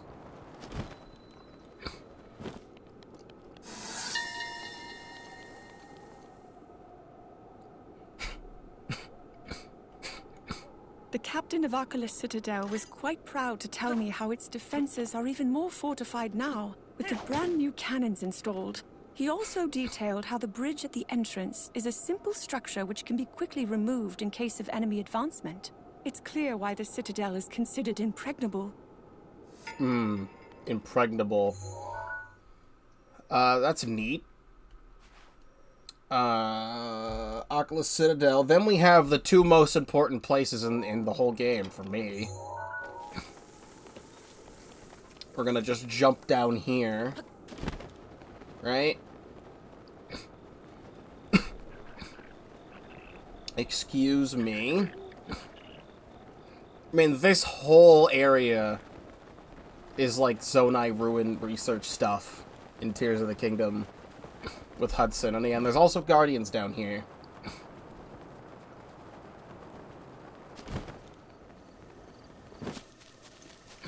Can I just, like, get the memory? Alright, well, at least I get to hear one of my favorite songs. Get over here.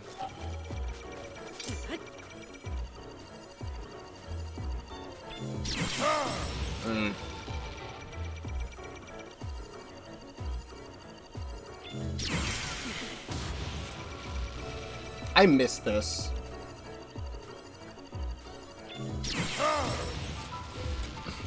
The Gloom Hands were a massive surprise when I first saw them in Tears of the Kingdom. And the first time, because I didn't fight them for a while, I just ignored them. But the first time I got to see the Phantom Ganon fight, that was also a massive surprise. But the Guardians are not a sufficient replacement for me. I love the Guardians.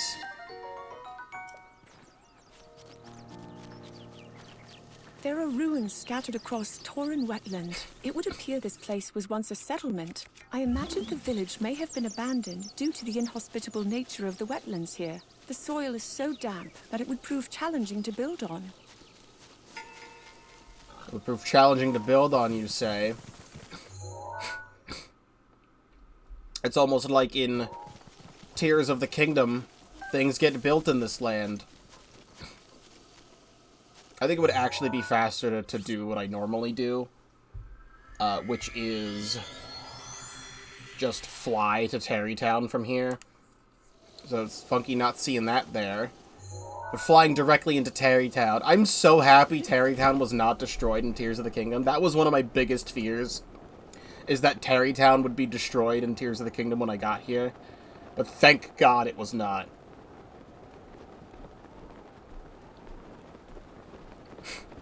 I'm curious what Zelda has to say, because this area was not developed at all until the events of Link exploring after waking up. She might talk about the goddess statue that was here. Because I think there was always a goddess statue here.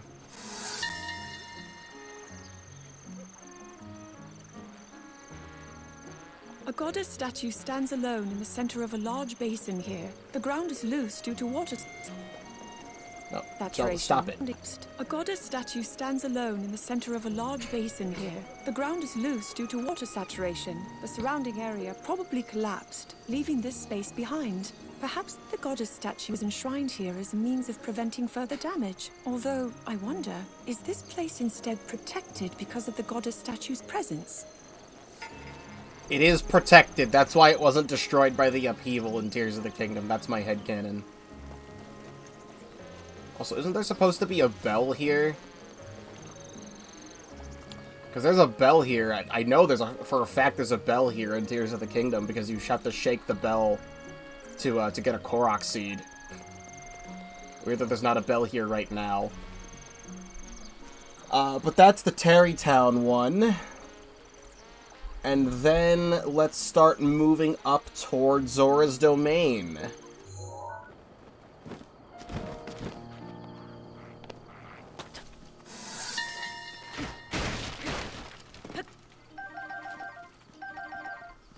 These stone monuments erected along this path detail the history of the Zora in King Dorofan's words. Thus far, only 3 have been made, but once the rest are completed, travelers will be able to learn even more about the Zora. Neat stuff. The next one is pretty much at the entrance of the village. It's right here. Let me up.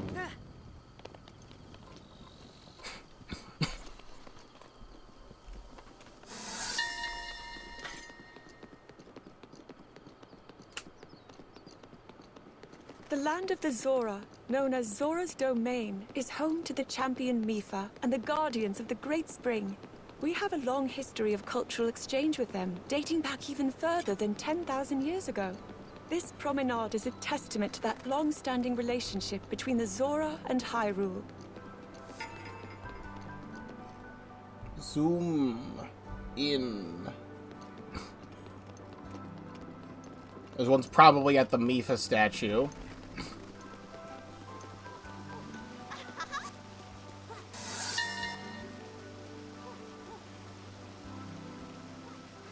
This depiction of Mipha is truly exquisite, though that is hardly surprising. Zora's Domain is home to talented metalworking artisans after all. It is said that this statue is made not only to honor her elevation as a champion, but also to act as a beacon for her safety, in the hopes that she will return home. She was embarrassed by it, however, and has asked King Dorofan to move it somewhere less prominent once she completes her duty. Tears of the Kingdom lore. Tears of the Kingdom lore. It got moved up to Ploymus Mountain when the shrine, or like not really shrine, but like when the stuff was built up to Ploymus Mountain in Tears of the Kingdom, the Mipha statue gets moved right here to Shatterback Point. That's why it's moved.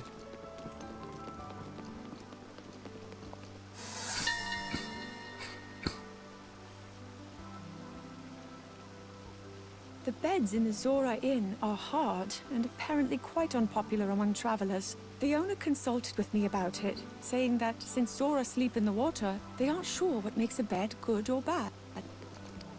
I offered a suggestion, a bed that's akin to floating in water. That may have been too unrealistic.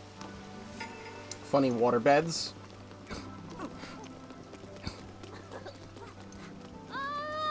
Hi!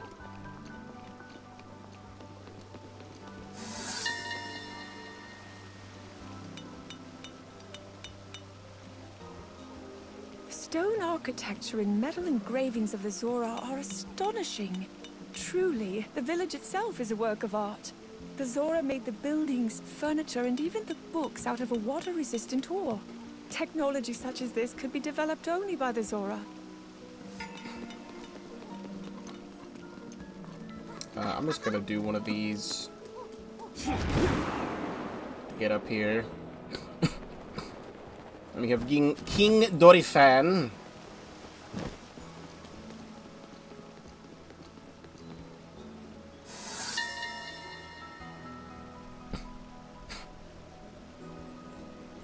King Dorofan rules over the Zora and is father to Mipha. He's known for his incredible strength. In fact, he fights with his fins rather than wielding a weapon. One of the guards here even told me excitedly about an army of monsters who were eradicated with a single blow from the king. I could have sworn I remember seeing him with a giant trident in Age of Calamity, but I might be mistaken. I do not know. Then we have the place where Vah-Ruta used to be, the East Lake Reservoir, and then Shatterback Point at the top of Ploymus Mountain as well. Are the last two over here. I think it would be better to go up here, get this one, and then drop down. Oh wait, Sidon's back there. I should have said hi to Sidon. Too bad.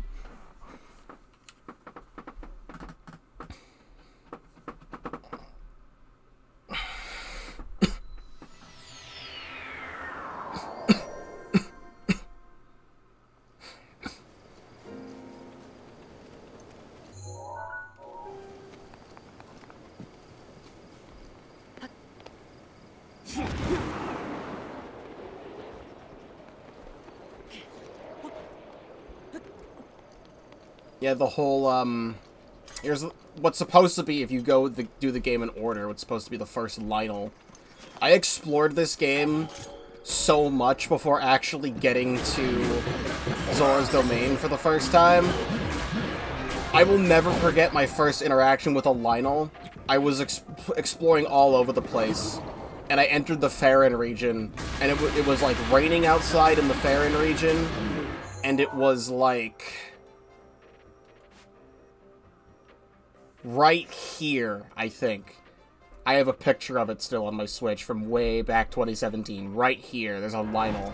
And it was dark out and it was raining. I'm like, what the fuck is that thing in the distance? Is that fucking Ganon?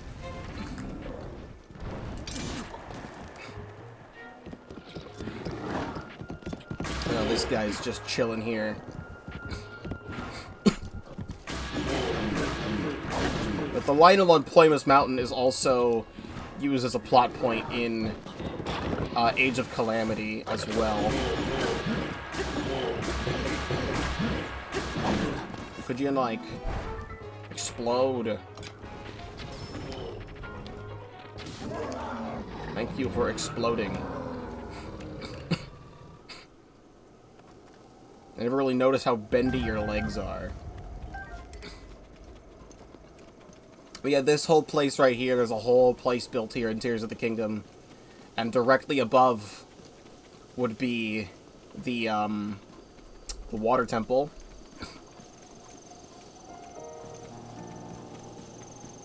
And they replaced, like, this whole path with, like, a fancy set of stairs. I should, like, heal while I'm thinking about it. I have so much food.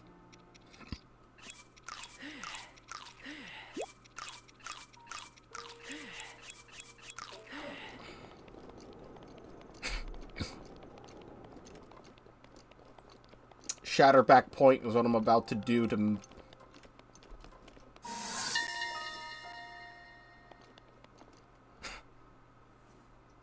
The Zora used Shatterback Point as an area to demonstrate their courage. I understand this was once a crowded and lively place. Many young people came to test their mettle. But ever since a Lionel took residence in the mountain, no one dares go near. No one except Sidon, I fear. Mifa expressly told him not to go, but he got a look in his eye when she did. That is Age of Calamity lore. That's nice. It's nice to see that's tied together in some way. In the game, you're able to go to, like, all four... Like, after the first couple levels, you're able to go to all 4 points. Goron City, Zora's Domain, Gerudo Town, and Rito Village as levels. You're able to do them in any order. If you do the level here in Zora's Domain, it takes place, like, in the mountains and stuff around Zora's Domain. And the very end of the level, Sidon is still a young lad, little boy, that's shown off in the memories in this game. But, Sidon is here at Ploymus Mountain, trying to fight the Lionel, but he's just a little boy. And then the final boss of the level is fighting that Lionel that I just killed just now. But that's actual Age of Calamity lore. Because that happens in that game. It's not shown at all in Breath of the Wild. That's really cool to see.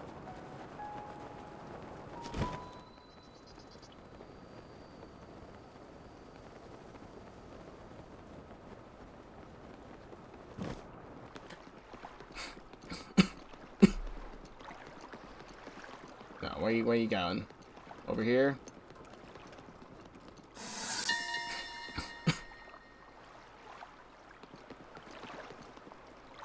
Divine Beast Varuta is named after the Zora Sage. I wonder if it was submerged in water by the King of Hyrule when the reservoir was made. In any case, I have heard that its trunk, capable of releasing vast amounts of water, lowered when Mifa approached. A clear invitation for her. All no end. I mean, it was stuttering there, but you get the gist. That is interesting that she says named after the Zora Sage. We do not get any information on any of the Tears of the Kingdom original sages. They show up, they talk about the Demon King and the Secret Stone, and then the new sage says Demon King, Secret Stone, and that's it. So, Age of Imprisonment is coming out later this year, and I will be doing a full playthrough of that game as well. But that game's probably going to have the original sages as playable characters, because it's Hyrule Warriors, and that makes sense. So we would get the names of those characters in that game. But this might actually explain that each of the sages are actually named Ruda, Rudania, Meadow, and Naboris. Or, because those are named after the Ocarina of Time sages. But those sages might actually be named after the Divine Beasts. Which would mean that the Divine Beasts are named after the sages. That is also interesting. With that taken care of, we are almost done with the entire right side of the map, and I've been live for 2 hours. So let's do the Elden region and Death Mountain next. Which, we could just kind of teleport to the stable.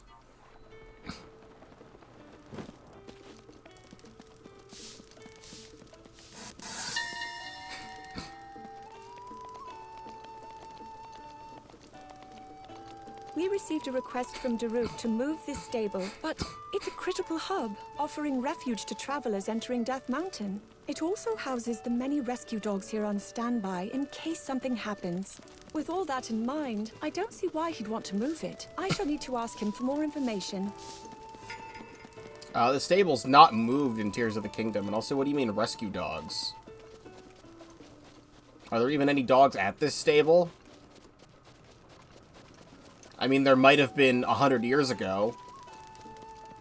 There's no dogs at this station this stable right now. The next one's just slightly up the path. Wasn't dogs in Tears of the Kingdom? You might be right. I don't remember. That might be more Tears of the Kingdom lore.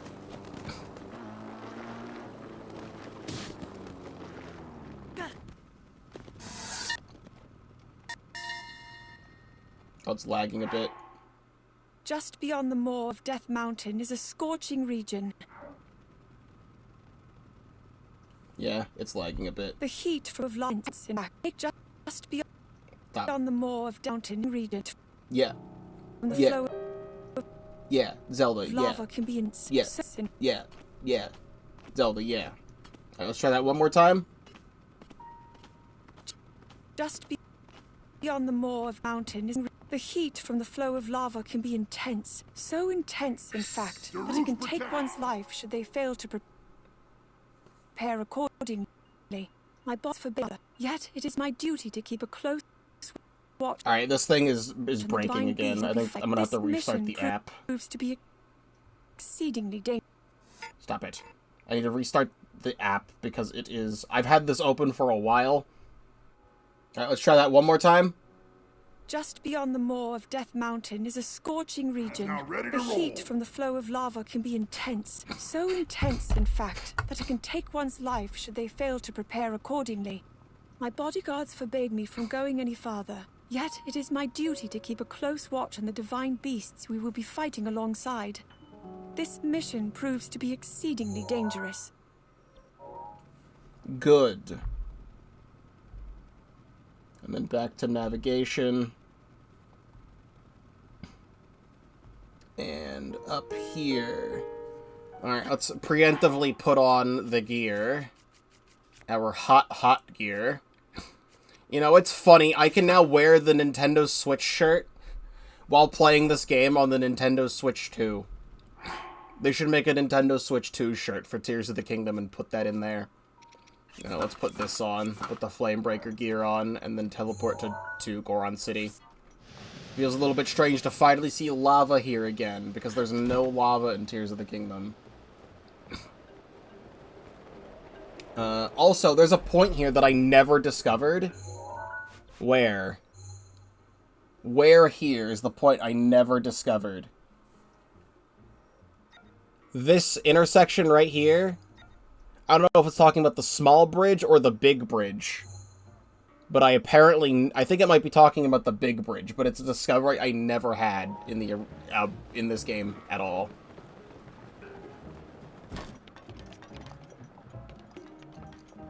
Because that would be this. It would have to be the bridge up there. I never walked across in this game.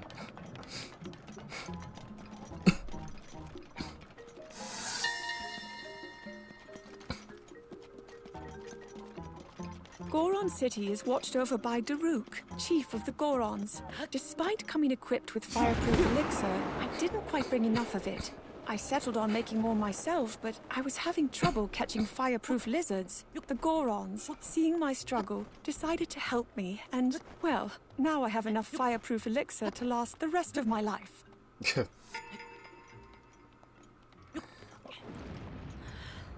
Whoa.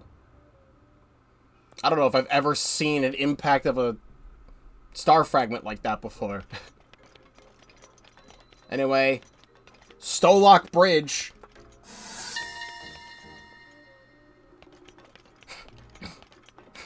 Generations of chiefs have been carved into rock. Daruk stands in a prominent position, a clear indication of how highly regarded he is among the Gorons. It's such an incredible carving, but Daruk never mentions it. Perhaps he's a bit embarrassed. I love the carving of Daruk.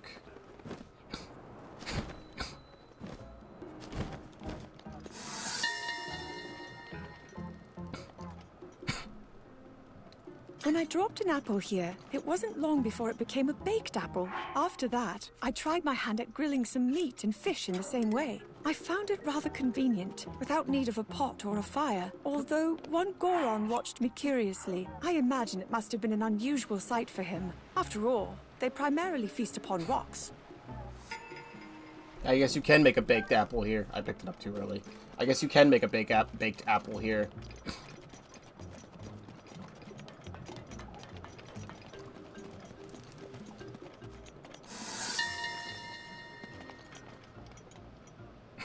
Rohan. This blacksmithing shop doesn't seem to have a name. I get the sense that the blacksmith himself is more concerned with his skills than he is about naming things. Truly, he is a master at his craft. His stature both grand and indomitable. Without so much as a momentary pause while striking the iron, he proudly told me that he was the very one who made Daruk's boulder breaker. Raleigh's Gale is now ready, by the way. Did you know that? I don't think I ever would have found the small bits of this game's terrain that I never explored without the addition of this thing in the game. Like, the fact that they actually made this update to Breath of the Wild is kind of insane to me.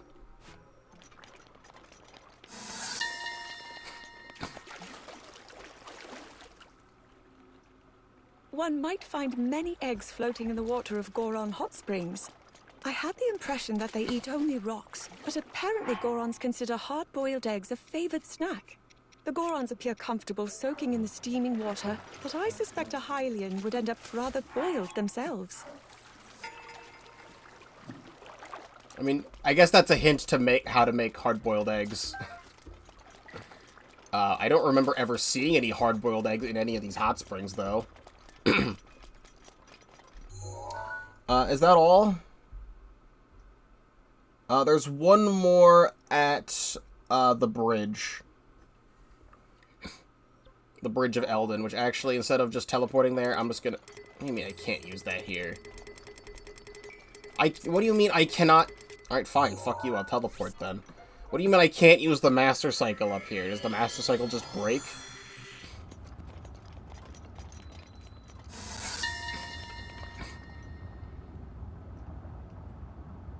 Camouflaged as rock, divine beast Varudanya was concealed in Death Mountain. Then the flow of lava shifted, and Rudanya appeared. It could be mere coincidence, but no. Perhaps it has awoken on behalf of all of us, sensing the return of the calamity. Still some neat stuff there. Alright, we have just about taken care of the entire right side of Hyrule. Let's do... I'm interested in this one. I'm very interested in Typhlo Ruins, but it's on the outside of Typhlo Ruins. Because this entire... I haven't come back here in Breath of the Wild at all since playing Tears. I really don't know if this place is, like, the same layout as it is in Tears of the Kingdom. Because the way it is in Breath of the Wild is that it's a puzzle where it's completely shrouded in darkness. But the darkness is gone in Tears of the Kingdom, and there's a Skyview Tower here instead.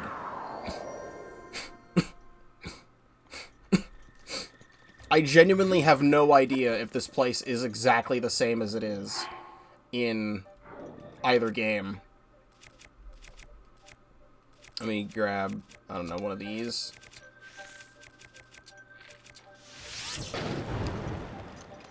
It might be.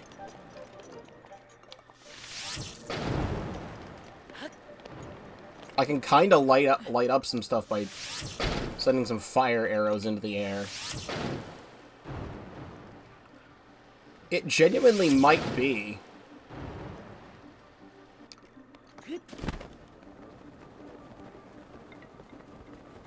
I kind of wish after completing the quest that the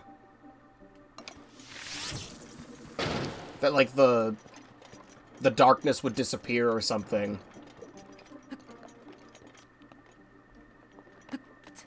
Stop, I cannot see. I'm apparently in bullet time.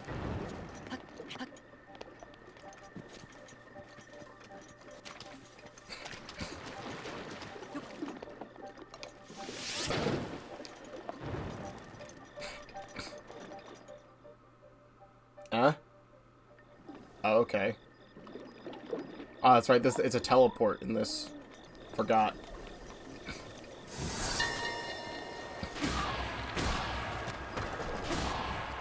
The existence of a shrine has been confirmed here at Typhlo Ruins. Could that darkness act as a test to the one chosen by the sword that seals the darkness? I don't think I can go much farther, however. I wonder if I will have to ask him to come investigate. No, I don't want to have to rely on him for this. Him being Link. Also, are these, like, loft wings? Because they give you the torch here, and then you're supposed to, like, navigate your way through here. It very well may be the same layout as it is in Tears of the Kingdom. I don't see why they would change it. It's just that, like, I kind of remember what it looks like off the top of my head. But, like, still. Then let's do... I'm gonna go outside the stable here. And we can very easily do the stable. Also, there's a cave here in Tears of the Kingdom. And in Tears of the Kingdom, this is where you see Kilton for the first time. But not in Breath of the Wild. Let me put my other armor back on.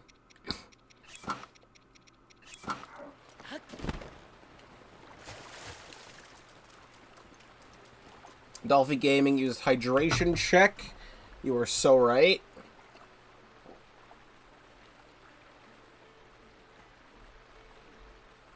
Been talking and exploring for a little over 2 hours. Should probably take a drink.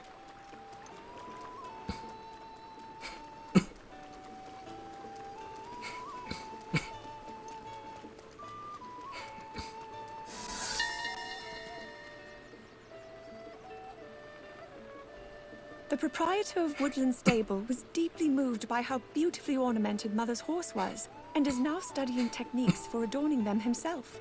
He even braided my horse's mane to match my own braids. Mother's care for horses lives on in this way. It fills me with joy to see it. Then let's go slightly down the road.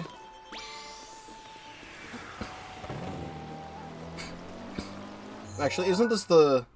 Yeah, the Raru Ruins Settlement. I remember that this is called that. What do you have to say about that, Zelda?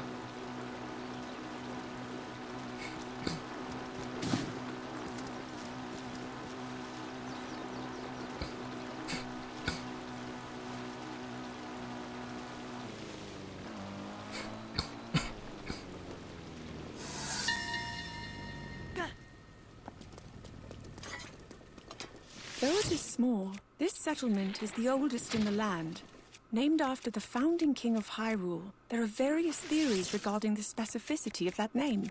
Some believe that it was the king's residence, others that it was a village of his most ardent supporters, and yet others claim it was the birthplace of the Hylian queen. Ultimately, I'm not sure even the villagers themselves know the true origins of the name. Again, this is so interesting to see all of this. This is like stuff that would have not existed before, but now that Tears of the Kingdom is out, they're like putting new stuff into Breath of the Wild. That's very interesting. What I'm gonna do is I'm going to put my travel medallion down right here, so I can come back to this place, because it would be more convenient. And I want to go to Korok Forest next.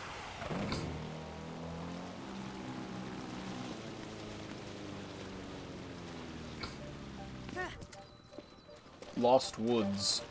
Let me put some stuff in here. Would you like some rubies? I'll put That's not even doing much. I think ancient stuff does more. I should just do that. Yeah, the ancient screws do it just fine.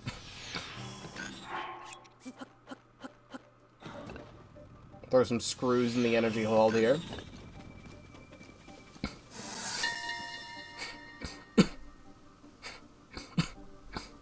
Great Hyrule Forest is a sacred place where spirits reside. Only by following the wind's guidance can a traveler make their way through. The guidance is only offered up to a chosen few by the spirits themselves. Those who do not receive this blessing of wind will quickly find that they are right back where they started. It's easy to see how this grove came to be called the Lost Woods. Then we've got Korok Forest in the center here. I think this will be my first time seeing Korok Forest at the Smooth Frames. I don't think I looked at any preview footage, because there was some preview footage of this, but I'm going to see it myself.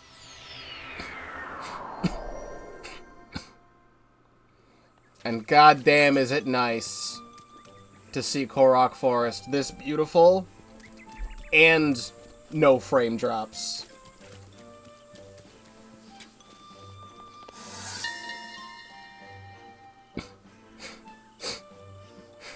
When I heard Father announce that the knight chosen by the sword that seals the darkness was Link, I felt anything but calm inside. Whenever I hear that name, an anxiousness sets in. Even more challenging are my feelings of envy toward him. I wonder if there will ever be a day when I can look him in the eyes. Oh, there's plenty of days. There's plenty of days, Zelda. You don't even know the half of it. You hear that up there? You don't even know the half of it.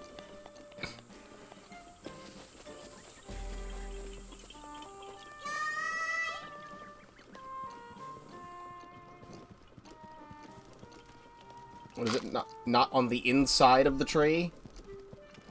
Is it up on the Deku Tree pedestal, like up here? Yes. The great Deku Tree watches over the sword that seals the darkness. I also view this tree as a mentor, in a sense. When the knight was chosen to wield the darkness-sealing sword, I felt nearly overcome by my feelings. But the great Deku tree offered me words of wisdom in that moment, encouraging me not to give up, and that I had my own path to follow. Those words provide comfort to me still. What I would like to do is I'd like to... Camera... Actually, can I go into... I'm gonna go into Pro HUD again. Just for a moment. And I want to, like, try and, like, take a picture.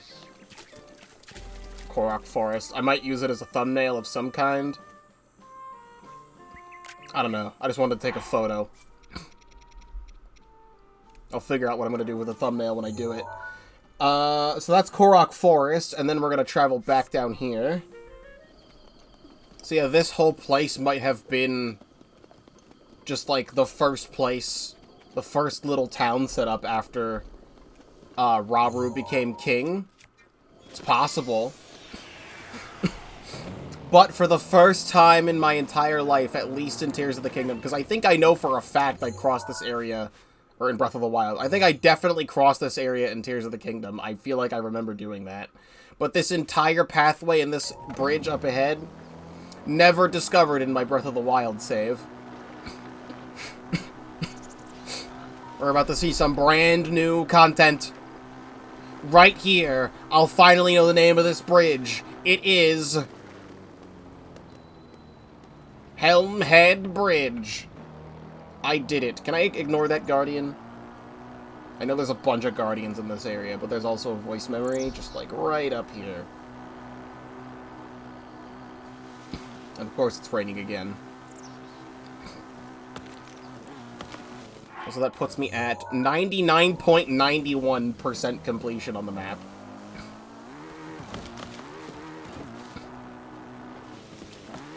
Please. No. It makes sense.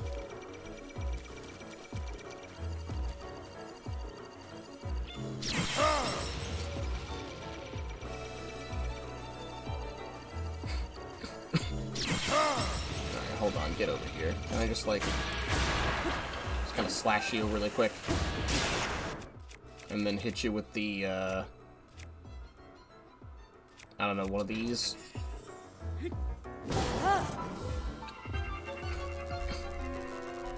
I don't know if I want to do all of Hyrule Castle just yet.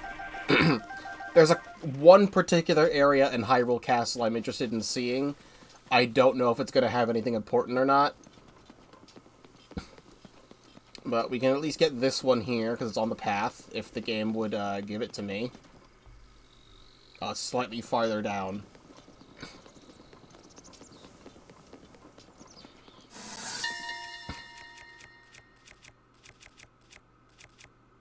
It is said that Hyrule Forest Park began with a single tree planted by the first king and queen of Hyrule. Since then, a tree has been planted each time the throne has succeeded, and now they make up this thriving woodland. Wow. Then that's a lot of Zeldas.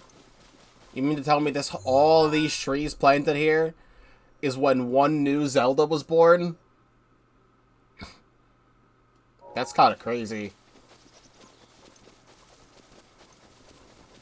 Then we can go down further. We could do the outside of Hyrule Castle for Castletown here. There's one right here.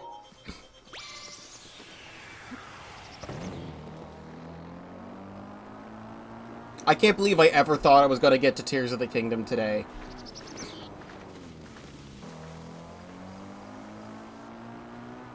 I thought, oh, this would only take maybe like 2 hours to do, and then I can go straight into Tears of the Kingdom. It's been almost 3 hours, and I think I'm, like, not even halfway through.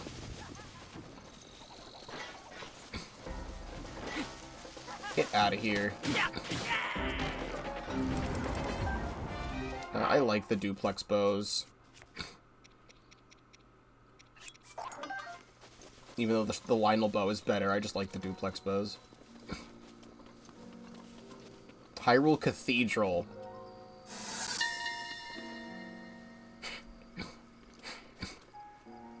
Hyrule Cathedral. When I was small, I used to imitate how Mother prayed when she came here. I should have watched her more closely. Or, no. Perhaps instead, I must find my own prayer. Damn, this whole place. So fucked up.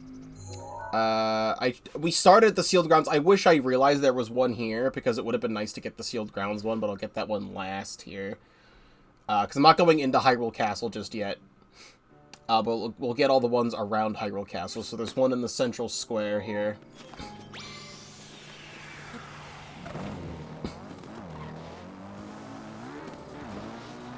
Excuse me. Coming through.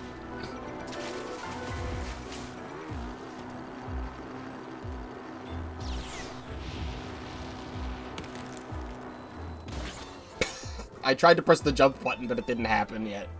So, oops.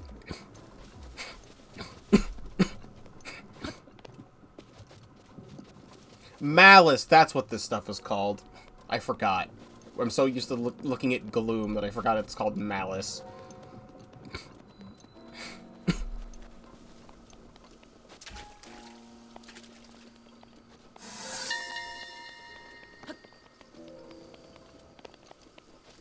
This is the center of Castle Town, otherwise known as Central Square. The fountain area is crowded with people and vendors. It's always so lively. The mood and scents here sometimes cause a wave of nostalgia in me, reminding me of the flower crown Mother bought me here when I was little. Man, it's so sad. It's so sad. It makes me so sad. I just want to place the travel medallion here, unless I need to place another one again later, but I'm going to at least put this right here for convenience. I'm going to go then to the left-hand side here. Yeah. Let's go left.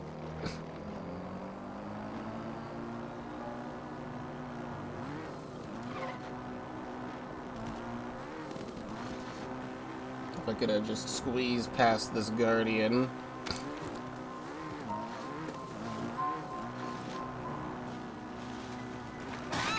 Nope.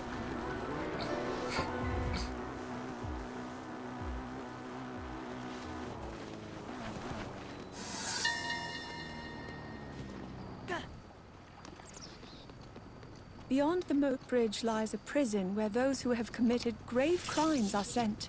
Ever since I was small, I have been forbidden to cross here. Small.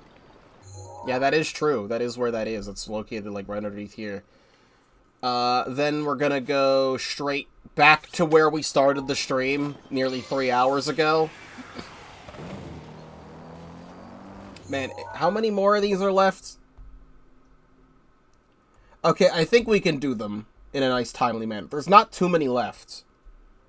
Like, there's a couple important places, but they're not that spread out.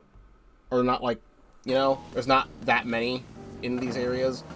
I don't think I'll need to make this 2 parts. What I plan on doing is I plan on making this entire Breath of the Wild thing one massive video of re-exploring Breath of the Wild and seeing all these voice memories. But Tears of the Kingdom stuff is going to still be episodic. Because I said not only do I have all the rest of the Korok Seeds to find, which I will be using the navigation system for, there's also the rest of the mini-bosses I need to find. And not only are there voice memories in not only are there voice memories in Tears of the Kingdom, but there's also 3 times as many. Because there's voice memories for Zelda, Rauru, and Master Koga, all taking place in Zelda in Hyrule, I'm pretty sure, Rauru in the Sky Islands, and Koga in the Depths. How many Korok Seeds are in Tears of the Kingdom? Breath of the Wild has 900, Tears of the Kingdom has 1,000.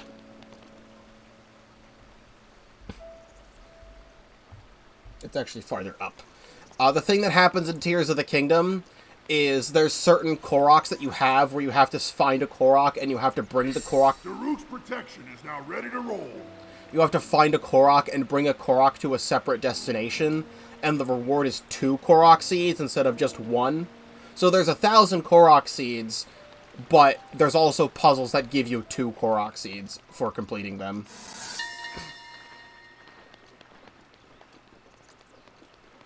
This is a sacred place. Once, Daruk suggested I recreate a ceremony believed to have been held here in the past. The knighting ceremony for the one wielding the sword that seals the darkness. It did not go well. Urbosa tells me I should look the knight in the eye, rather than looking at the sword. But whenever I try, I simply can't. Such a tsundere. I don't remember exactly how many I have in Tears of the Kingdom, but it's around, I need about, like, 500 more in Tears of the Kingdom. Breath of the Wild, I have all of them. I did all of the Korok seeds in Breath of the Wild before Tears came out. Next is down here. It's not Ranch Ruins. Is it Mabe Village? It's on the path. I think it's Mabe Village is next. And then at the crossing at Hyrule Garrison. So we'll head down this way next. Excuse you. I personally like the busy work. I don't mind it too much. Like, there's so much busy work in Breath of the Wild and Tears of the Kingdom with all the side quests and all the different things you can do. But I love these games so much that I just don't care how much time it takes. Again, I put 200 hours into Tears of the Kingdom. It took me 5 months to beat the game from start to finish, and there's at this very moment 105 episodes of that series. It's the longest episodic series I've ever made, besides like how many things I have of like Binding of Isaac and Splatoon on the channel. If we're going by like standard Let's Play stuff on my channel, Tears of the Kingdom is the longest one, and it's about to get even longer. Could you excuse yourself? I'm not interested.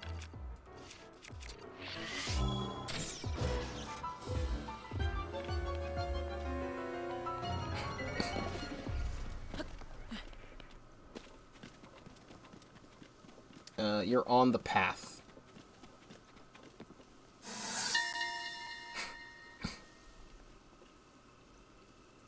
Mabe Village boasts the largest farm in all of Hyrule, with more animals than villagers.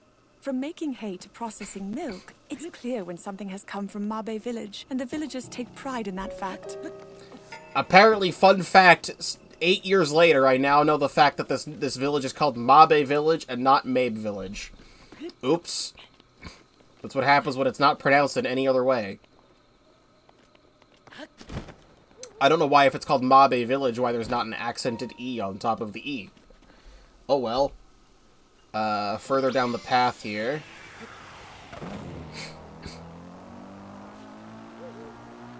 I try to do 100% of most of the games that I do on this channel, because I like to see as much as I can, because I like the games that I play as much all the time.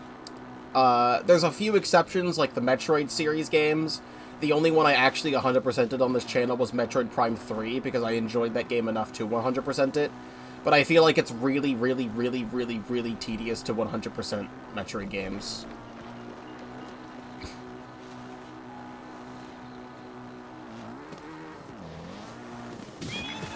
Excuse you.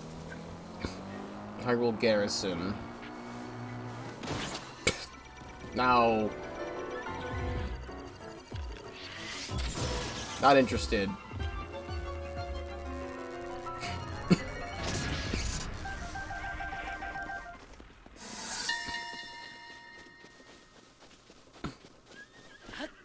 In addition to protecting the castle, it has become necessary to deploy our soldiers all across Hyrule.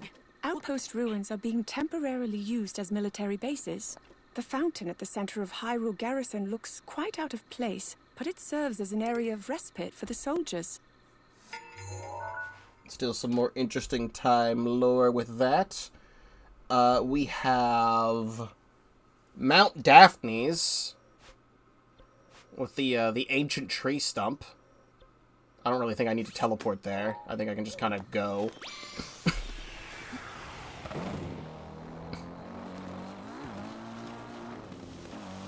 Tree of Wisdom, 100%, 100 feet in PvZ1 is annoying for me, and that's how low my tolerance is.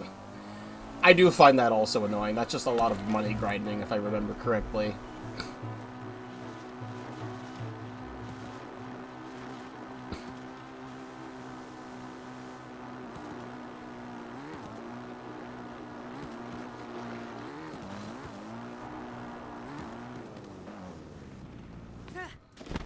It seems like it's in the center of the ancient tree stump.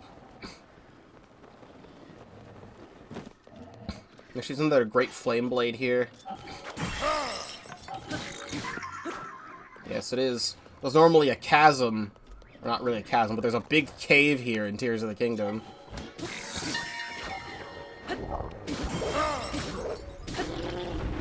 In Hyrule, there are a number of large decaying trees that are likely over 1,000 years old, not unlike this tree stump. There is a legend about this tree in particular that says it was inhabited by a dignitary spirit. I, too, sense something important from this tree. An archaeological survey will soon take place here, so I cannot wait to hear about their findings. I guess that's also Tears of the Kingdom lore. Because, again, I guess there is. There's a big cave here. I don't remember what's down here, necessarily. I think there's armor, right? There's a big cave, and there's, like, really important armor. I just forget what the armor is that you find here. In Tears of the Kingdom is... but we have outside the Colosseum at the Outskirts Stable.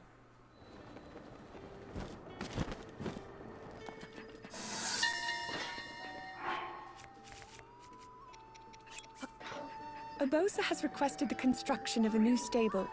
The Gerudo often leave the city to travel when they come of age, so she asked for the stable to be set up near the entrance to Gerudo Canyon so they can prepare for their journey. This seems like just the right location for such a place.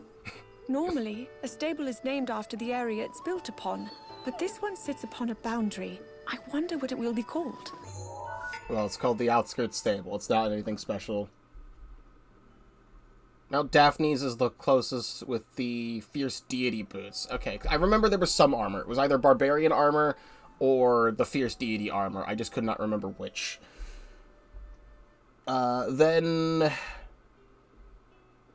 I guess we'll go to Gerudo next. I'm already on this path. We'll go to Gerudo. So we'll just follow the path to where the next thing it takes us. And this area is, like, really annoying to navigate in Tears of the Kingdom. There's, like, a lot of ruins that happen here. Gerudo Canyon provides the only path leading to Gerudo Town. It seems monsters have made the former quarry into their base, and even the Gerudo, who are intimately familiar with the land, stay exclusively on the main road. Urbosa warned me countless times to exercise the utmost caution when traveling through here. This little area actually does exist in Tears. Get out of here, dude. There's part of a side quest that takes place in this little alcove. Fucking...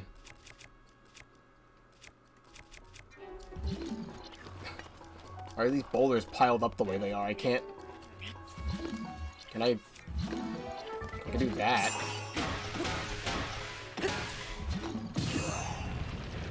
Is there even anything in here? I can't, like, grab these because it's not Ultra Hand, it's Magnesis. Is there even any reason for this? There's just a lot of boulders in here.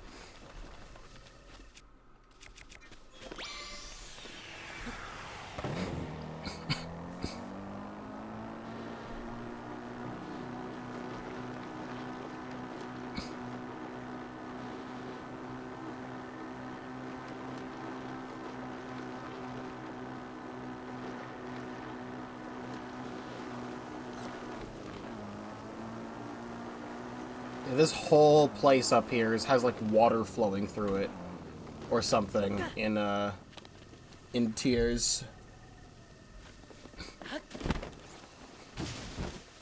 Bro, I just killed a fucking Yiga clan member, okay?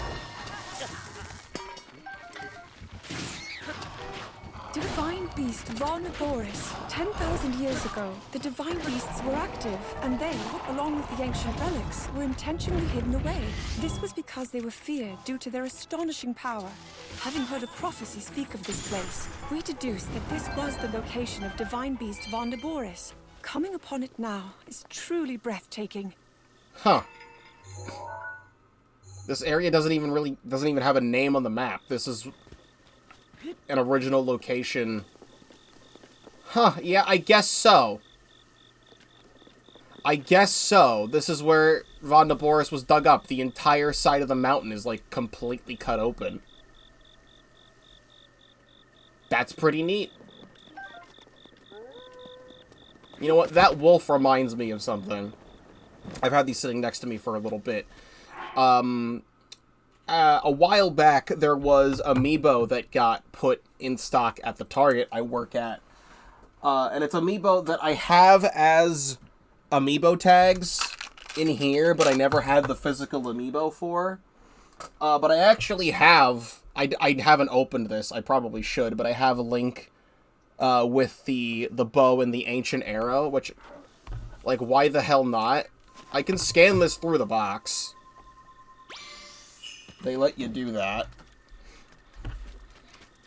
I should open it, but, like, I have no more room to put Amiibo. Everything back there is so incredibly cluttered that there's actually Amiibo behind certain things back here that you can't even see them. And I ran out of room, so I have, like, the new Splatoon 3 Amiibo just always sitting here. Because, like, I don't have anywhere else to put them. Because, like, where the hell am I supposed to put this guy? I have the actual full Guardian Amiibo now. And it actually has little stuff here, which is neat, in the box. I like how it's, like, kind of like a little diorama in the box. But, like, the whole point of the Guardian Amiibo is that the arms are posable, and I want to pose the arms, but I don't have anywhere to put it anymore. But I can scan this through the box. Yep, sure can. Where's the chest? Guardian Shield Plus. Any shields I want to drop? I have, like, one of every shield in the game. I already have a Guardian Shield Plus. The other thing, as well, is that I did showcase this in the Tears of the Kingdom finale, because it doesn't work in Tears of the Kingdom, and you have to do it in Breath of the Wild. But I actually now own a physical Wolf Link Amiibo.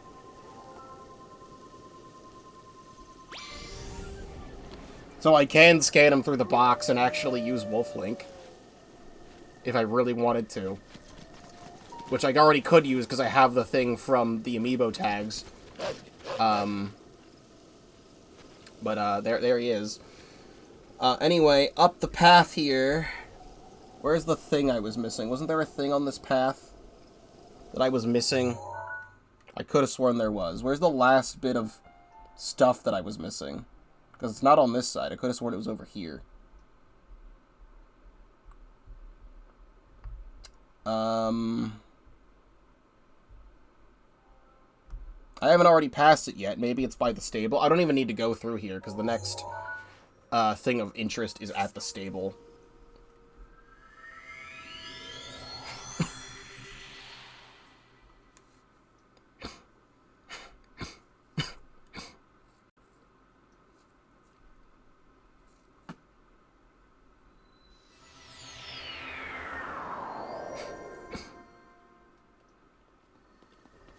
Where are you? I can't tell you how many times I've been to the stable because there was a stupid quest here that required you to have 55 rush rooms. It was really annoying to get them all. Okay. Whoa. As mule just slid. Trade with Gerudo Town is going well, but apparently there is no end to the traveling merchants meeting with disaster in the canyon. Though the Gerudo may be accustomed to the road, it is a difficult one for Hylians. I'll speak with Father about whether we can have a stable built here. They sure did make one. And then the next one is just literally like 2 feet up here. To the entrance to Gerudo Desert.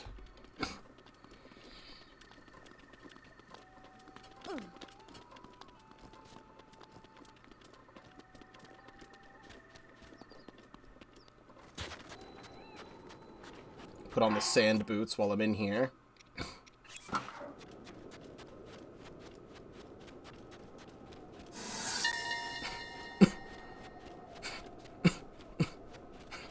Here in Gerudo Desert, the temperatures vary wildly, enough so to be life-threatening. In addition, traveling across the sand by foot is challenging. These conditions certainly explain the strength of body and spirit that the Gerudo possess. Which has me thinking, while Mother was prone to illness, she would often visit here, despite the harsh environment. And that's probably what killed her. If you're, like, someone who's really getting sick, I don't know if you should be somewhere that's filled with sand and dust and harsh, hot weather. Probably doesn't sound good.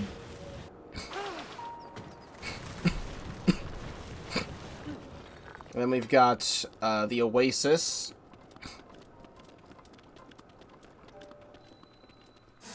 Karakara Bazaar. Karakara Bazaar serves as a trading post for those who cannot enter Gerudo Town. It's a smart thing, since the town only allows women to enter. Urbosa warned me to be on alert for the Yiga clan here, but I cannot imagine they would attack in a place as crowded as this. She worries a bit too much. What was that last point of interest? I'm not seeing it on the map anymore. What if I click this again? Oh, it's showing every single point of interest and memory on the map if I don't have that clicked. I do really like that feature, though. I could have sworn the thing I was missing was over here, but I don't know. Then it's just Gerudo Town and the ruins over here.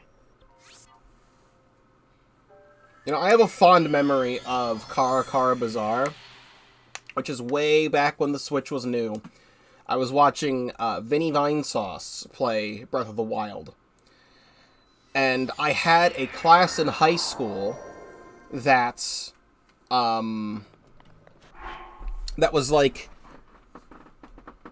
I don't even remember what it was exactly, but like we had a 3D printer. It was like a some sort of class. I genuinely don't even remember the name of the class or what you actually did there, but we had a 3D printer, and there was a thing that we had as an assignment to make something, like make like a charm for like a necklace to make in 3D print.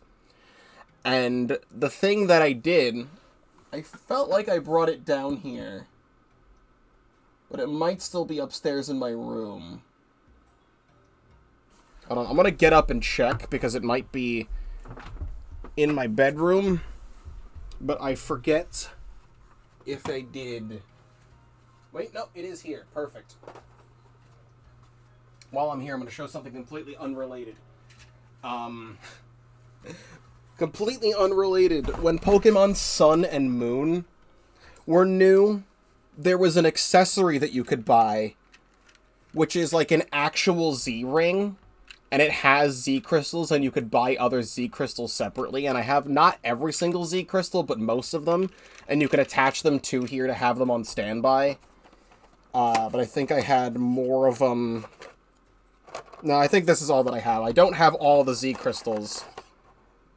But something that you could do with this thing is if you I don't even really know how this worked necessarily, but if you turn it on and you use a Z move in Sun and Moon while you have a particular Z crystal attached to the top, somehow the actual Z ring would activate and it would start making noise and light up and make sounds in time with the Z move in the game.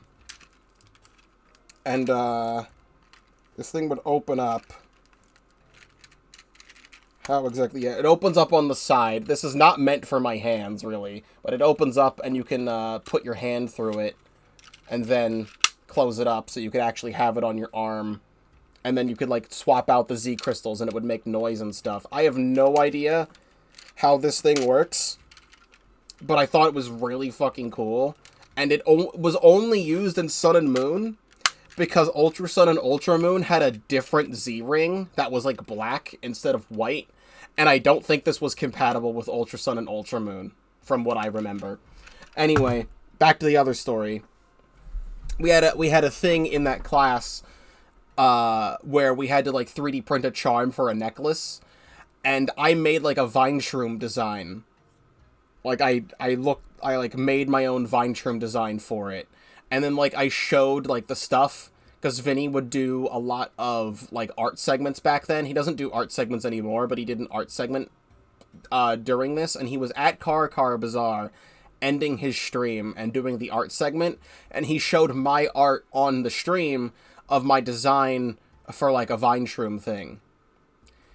The thing is that I was tied between two different designs on the one that I wanted to make, because we could only print out one design. One of them was a vine shroom design, and then the other one was this Homestuck design that I made. It says Homestuck at the bottom, and it has the Homestuck logo on it. Because in 2017, I was just getting into Homestuck. Like, in, like, late 2016, early 2017, I was just getting into Homestuck. So I made this Homestuck design. It's a complete 3D printed thing you'd be able to put on a necklace. And I kind of regret making this one, and I wish I made the Vine Shroom one instead. But oh well. I just kind of have this as a memory from that. But I wanted to show that because I have a memory of Car Bazaar in that location. Anyway, the video game. Oh wait, I have to be a woman now. Hold on. Where is it? Here it is. Forgot I dyed it black. Alright, in Gerudo Town.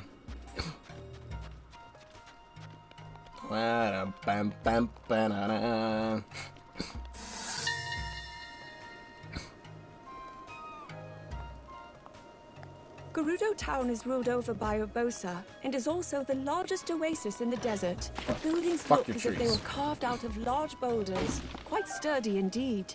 When your home is a desert with numerous dangers, having strong walls is a sure way to stay safe. You have anything for the bar? Anything to say about the bar? Yes, you do.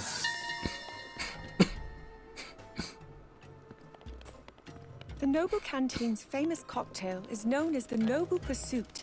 Gerudo preparing to seek the voe of their dreams drink it for good luck. I wanted to partake in one, but was told that I'm not ready for it yet. So sad. There should be one at, like, this looks like the shopping district here. Where is it exactly? I don't know. I can't tell the exact location. From here, it's like, it's the jewel shop.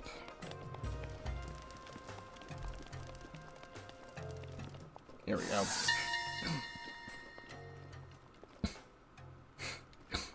Among other things, the Gerudo are known for their craft and jewelry. They consider the gems used in... I almost thought she was gonna say Among Us. I don't know why. Hold on, let's do that again. Among other things, the Gerudo are known for their craft and jewelry. They consider the gems used in their jewelry as talismans, absorbing both sunlight and moonlight, which cleanses evil. As such, they wear the jewelry as much as possible. Even Urbosa's shield and knife have been crafted by a jeweler rather than a blacksmith.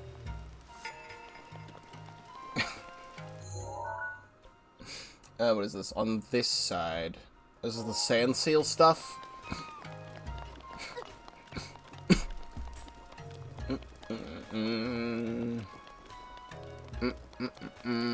Hold on a second.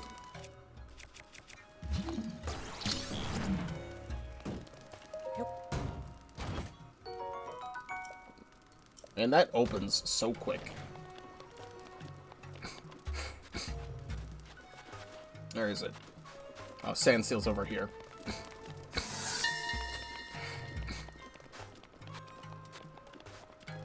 The sand seals, which I understand to have evolved from an aquatic creature of some kind, reside only in Gerudo and move through the desert as if swimming.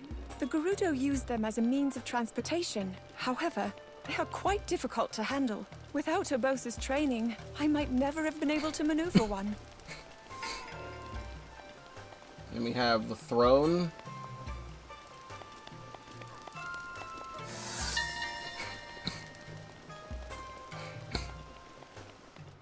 Chief Urbosa has made the decision to offer the Gerudo support in subduing the calamity. She and I have been close friends for a long time now, but the conversation leading to this decision was the first time we spoke as formal representatives of our people. She is as transparent as always in her motivations, to protect those she cares for. And this is also why she is so trustworthy. Nice. Yep, that's right. We have the ruins up here.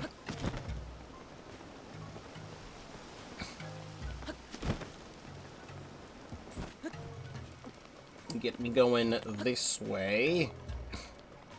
Actually, I can put the sand boots on. The boots don't count toward the outfit. Can I just, like, do this?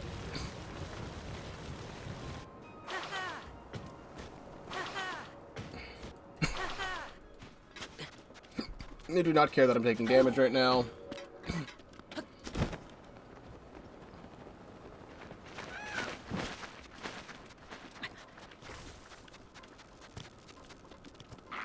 You can do all that you want. We're just gonna whistle sprint there.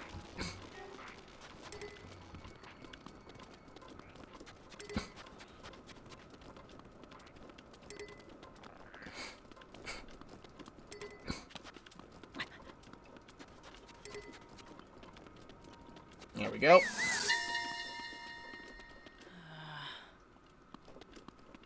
The North Gerudo ruins are the largest in all of the desert. Based on the sizable quarry and numerous ruins scattered about Gerudo Highlands, it appears that Gerudo Town was once quite large. I've heard that this area of the town was destroyed by a rampaging Molduga employed by a tyrant, but it is merely a theory. Could have been Ganon in Tears of the Kingdom. We see that cutscene where he's summoning Moldugas toward the Great Plateau. It could have been he summoned like a Molduga over here or something. There is one in Gerudo Highlands, which I think is the sword of the 7th or the 8th heroine or whatever. There's like a big sword up here. So let's mark this and go that way. Go to the right spot here. I'm like right next to it, right?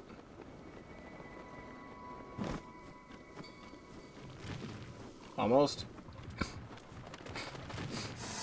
Here we go. There have been accounts of dragon sightings since ancient times. I have been traveling to places related to these accounts in hopes of receiving the dragon's blessings, but so far I've had no luck. It seems many of the rumors are little more than folklore. As such, I thought that people were likely mistaken about seeing a dragon here in Gerudo Highlands. But the way the snow has been disturbed, it does appear as though a sizable creature moved through it. Perhaps this is the dragon's path. Oh. Right on cue. I didn't even know you showed up here. I legit did not know you showed up here. Why are you here? Don't you literally show up out of Lake Hylia? Like, over here? Well, hi there. Rivali's gale is now ready. Ow. Stop it.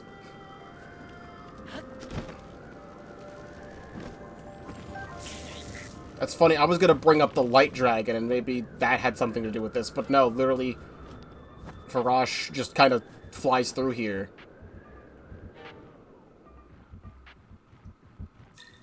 And that's right, they do fly up into the clouds. That is how they like go back to their last location in the game. But like that is what happens. They do fly up into the clouds.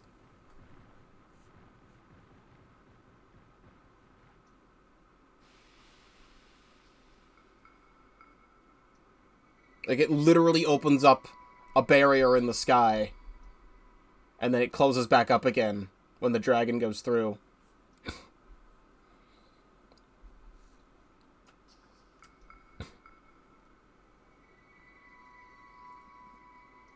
Now I'm curious if I... No? It's not going to off-screen? Oh, it just kind of eventually disappears. Interesting stuff. There's not much more left. It's just the left-hand side of Hyrule. So let's do that. Satori Mountain seems like a good place to start.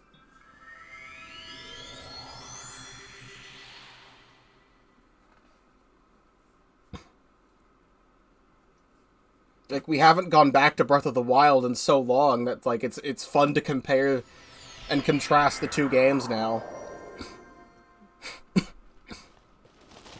I should just be able to get up here.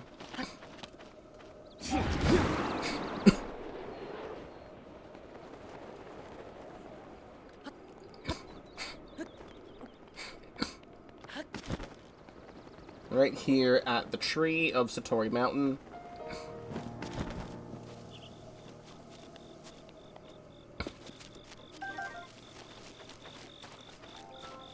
Is it, like, over here? There we go.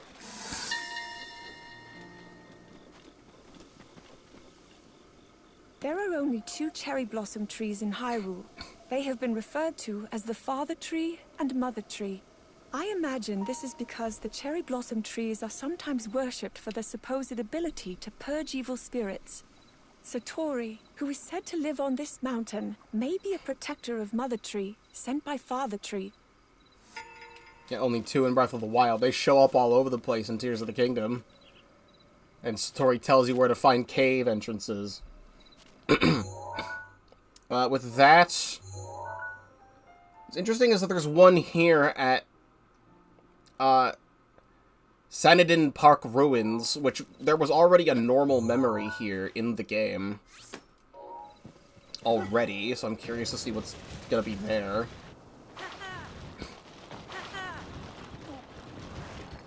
Gotta think about all the caves in Tears of the Kingdom that just, like, are not opened up yet.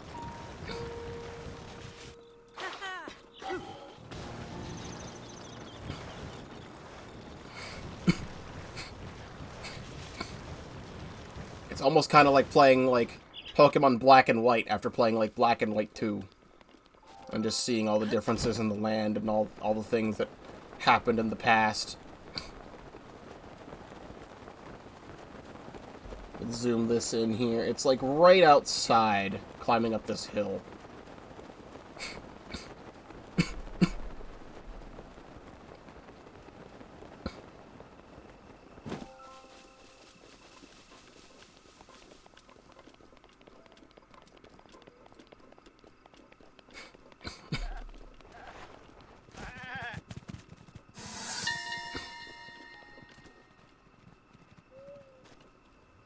The area around Sanadin Park is a vast grassland, making it Hyrule's finest habitat for horses. The white horses of the royal family have been bred for generations, but I heard that the very first generation was born here. Apparently, there are still white horses around this area. That's how you find Zelda's horse. Or at least the descendant of Zelda's horse, because you do come here to find Zelda's white horse. For a side quest, I'm pretty sure. Get rid of that. And then we have... I think it's just the stable, which makes sense.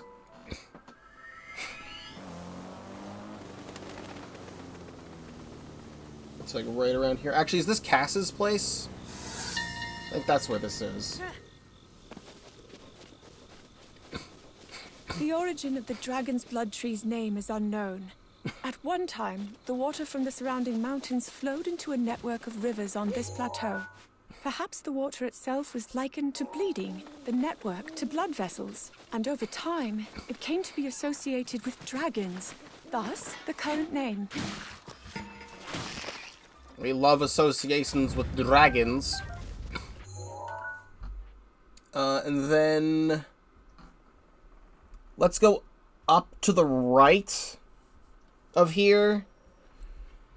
Which this is close by here. Oh, the Royal Ancient Tech Lab that got destroyed. I'm curious about that. Let's mark that and just go from here.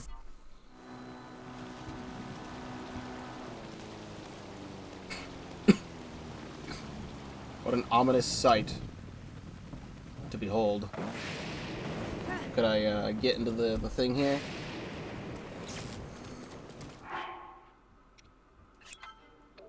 Can we put on the thunder helm?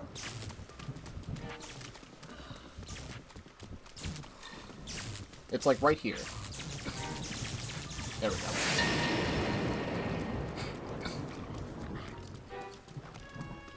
It has been decided that we will investigate ancient Sheikah ruins in preparation for the calamity.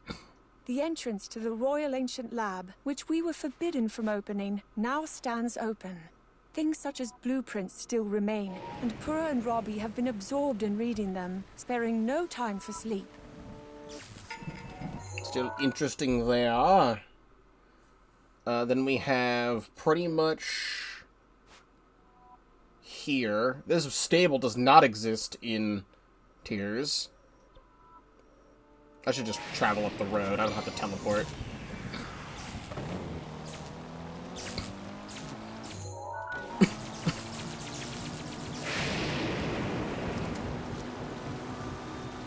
And I remember seeing the Blood Moon for the first time, too.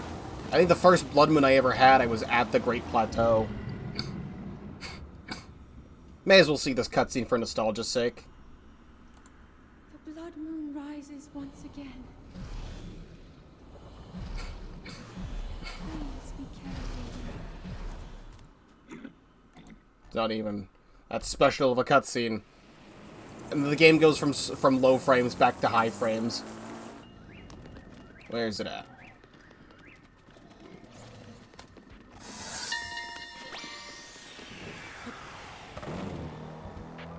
With Dorito and Gerudo coming here to offer up specialty wares from across Hyrule, Narita Exchange is always a lively place. In particular, the fish being sold here are popular among Rito and Gerudo alike. They sell out almost immediately.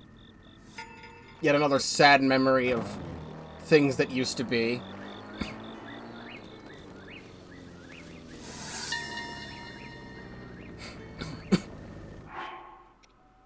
I've been told the people of Serin Stable just moved here, hence the many wooden boxes all around. Originally, stables were started up by nomadic people who would host travelers. It seems the tents at these stables are a relic of such times. Nowadays, stables stay put, so finding a mobile one such as this is a rare thing. I'm always confused by how they have Zelda's voice actress say certain things. There was some stuff, I think, in Tears of the Kingdom that did not sound correct. But she just called it Serin Stable. It's Serene. Serene Stable. Why are you calling it Serin Stable? That's not what that is.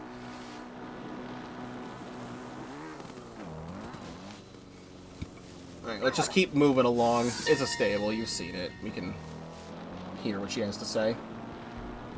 The bridge on the south side of Tanagar Canyon is closed because of deterioration, which means the travelers coming and going from Hebra are funneling here to Snowfield Stable. It's flooded with travelers, and the innkeeps seem exhausted. Once the calamity is behind us, one of the first orders of business will be repairing the bridge. I mean, what bridge are you talking about?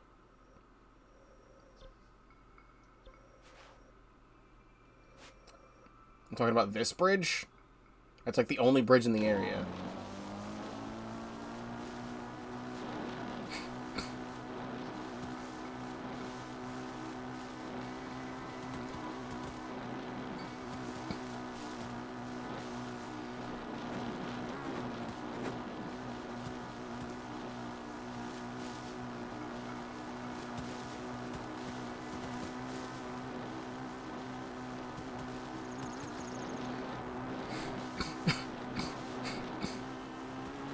I'll never forget the funny memory of Vinny playing Breath of the Wild for the first time, and he came over here and just randomly unlocked a Korok seed by doing absolutely nothing. That'll stay in my mind forever.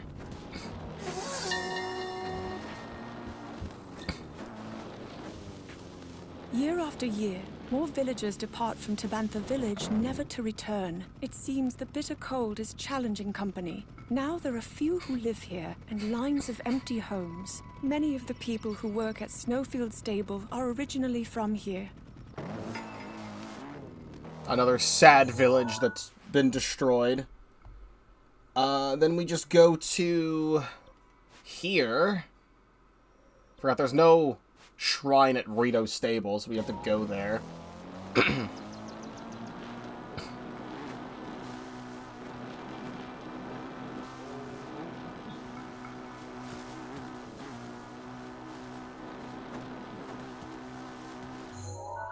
Just casually going down the road.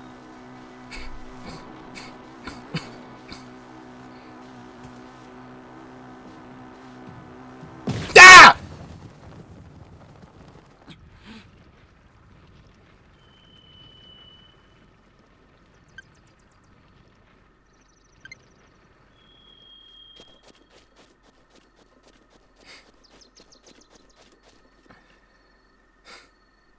I thought that's a bokoblin up there, but there's not. What the fuck even happened? No, that's what happened. What the fuck was that? So here's what happened here, is that I'm saying, oh, casual stroll down the road. And what happens here is I'm just going down the road, and I notice that a boulder falls down. I'm like, oh, there must be, like, an environmental thing where there's, like, bokoblins pushing a boulder or something. Oh, you can't even see it because the fucking thing is in the way. There's a boulder there. A boulder falls down. And then directly on top of my head. What the fuck is that? Why? Well, fuck you too.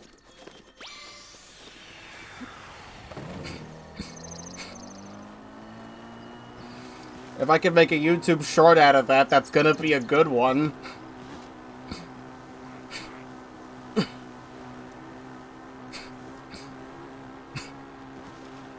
Anyway, if we're supposed to be over here. Hello, beetle. Supposed to be over here. Is it even tracking my stuff anymore? Yes, it is. Where even am I? I'm not even showing up on the map.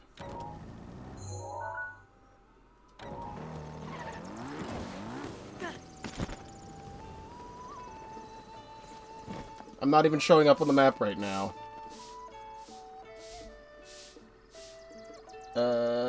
Navigation. What? What? No, what are you doing? There we go. It was like showing things I had already done. Okay, now I'm showing up on the map.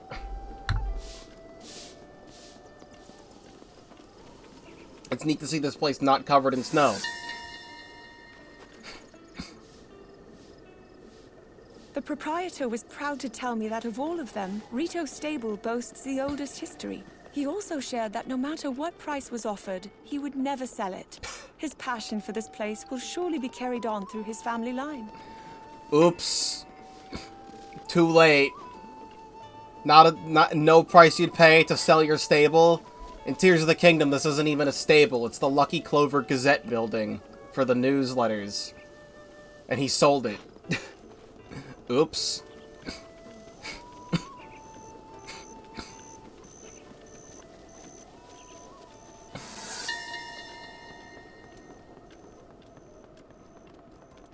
Divine Beast Var Meadow seems to be soaring easily through the air. Training must be going well. Among all the divine beasts, I am told that Meadow, controlled by air currents, is the most challenging to maneuver. Yet Rivali continues to impress. I imagine he, with his strong sense of duty and work ethic, has trained more than anyone else.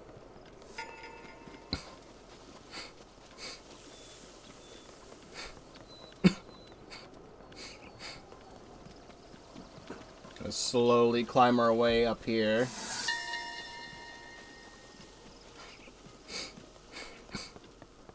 This stone pillar towers overhead in the center of the village. It occurred to me that it may be Meadow's perch. and a frightful image sprang to mind. One of the pillar crumbling beneath the weight of Meadow. However, this divine beast is far lighter than it appears as compared to the others. My concerns, ultimately, are unfounded. There's a lot of these here. This whole town is so clustered together. I'll make sure I didn't pass one. I did.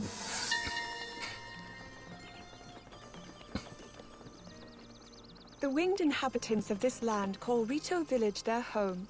The wind currents facilitate upward mobility throughout its vertical design, allowing the Rito to fly from one area to another with ease. Additionally, platforms were originally constructed to connect the areas for other peoples, but it seems even the Rito are using them more and more.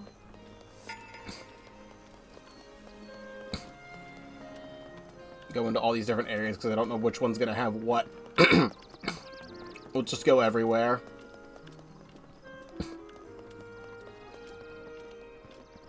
But actually, do I get to see something funny while I'm here?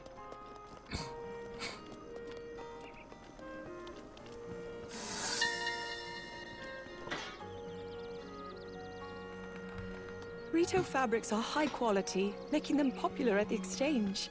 Mother adored this store and special ordered this coat. It is made with the finest of down feathers. It fits me so perfectly that it feels as though it were custom made for me. To think, I am the same height as Mother now. It brings up such feelings in me.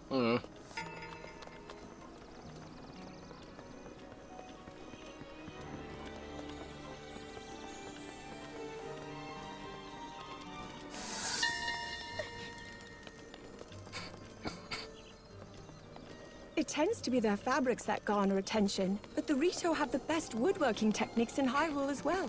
From their serving dishes to their structures, even the very framework of their village, the Rito have made everything from wood. I'm told the way they transport lumber mid-air is quite the sight, and I'd love to see it someday.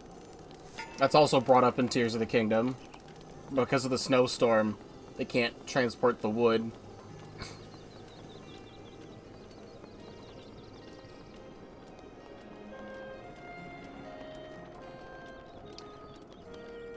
Wait, you're still here? I thought after the Champion's Ballad he disappears. Huh.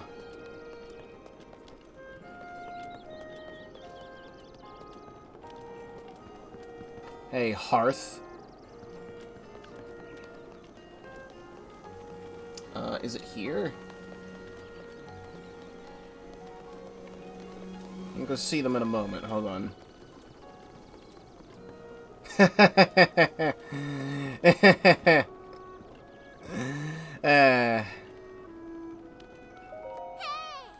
Yo, it's you.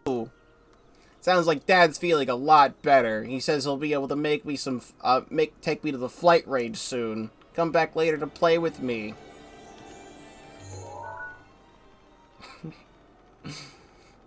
Little do you know how important you'll become. Small Tulin. Little do you know how important you'll become.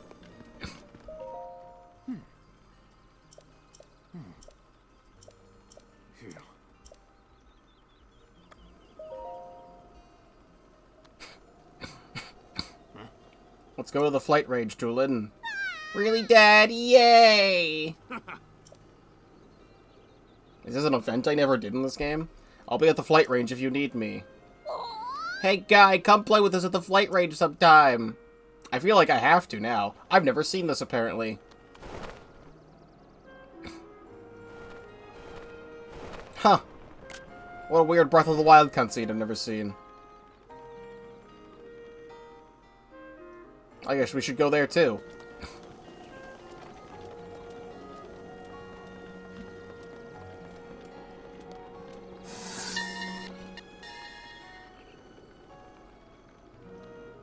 I've heard that the Rito use refined group tactics in combat. Their elder has incredible intellect, the sharpest among the Rito, in fact, and Rivali is said to be the strongest Rito in history. It is said that they're an ironclad force, unlike any ever witnessed. I even said... No. I've heard that the Rito use refined group tactics in combat. Their elder has incredible intellect, the sharpest among the Rito, in fact, and Rivali is said to be the strongest Rito in history. It is said that they're an ironclad force, unlike any ever witnessed. I even sensed remarkable composure from the elder, as he told us not to worry about them. It was reassuring. Cool. And then there's like a small remix of like the main Rito theme and like the Zelda theme, and then the screen share crashed again. I've been doing it for like almost 4 hours now, and now it doesn't want to work anymore. Well, we're so close to the end.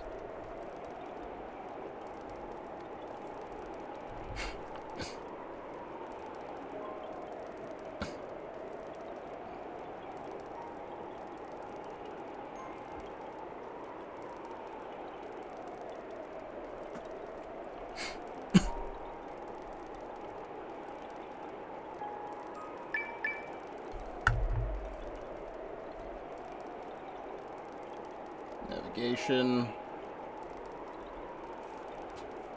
Okay. There's literally one here at the flight range, so I need to be here anyway. And there. Okay. Where at the flight range? Is it like the entrance to the flight range? Because I'll just grab that if I walk backwards. There we go.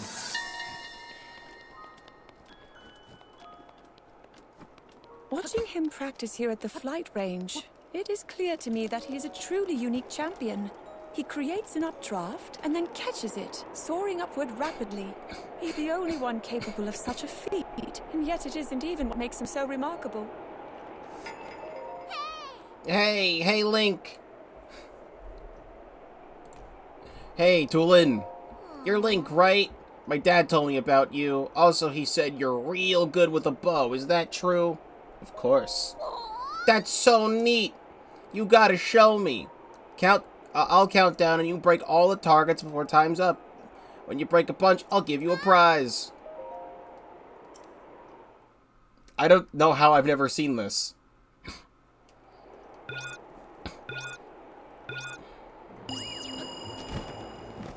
Like, I've done the flight range before, I know that.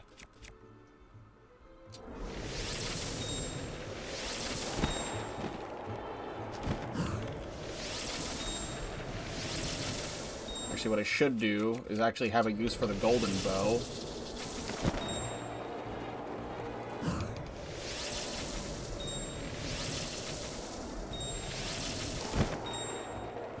And as a reminder, all of this is taking place within a 30-second time limit.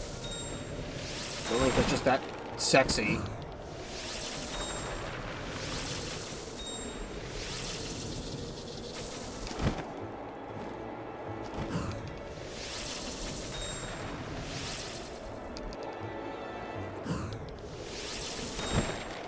Because, like, you have to do this, especially for, like, there's a shrine down there for, like, the DLC.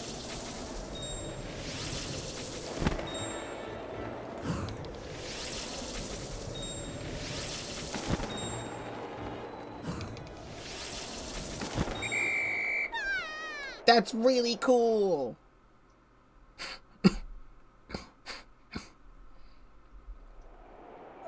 You're amazing, Link.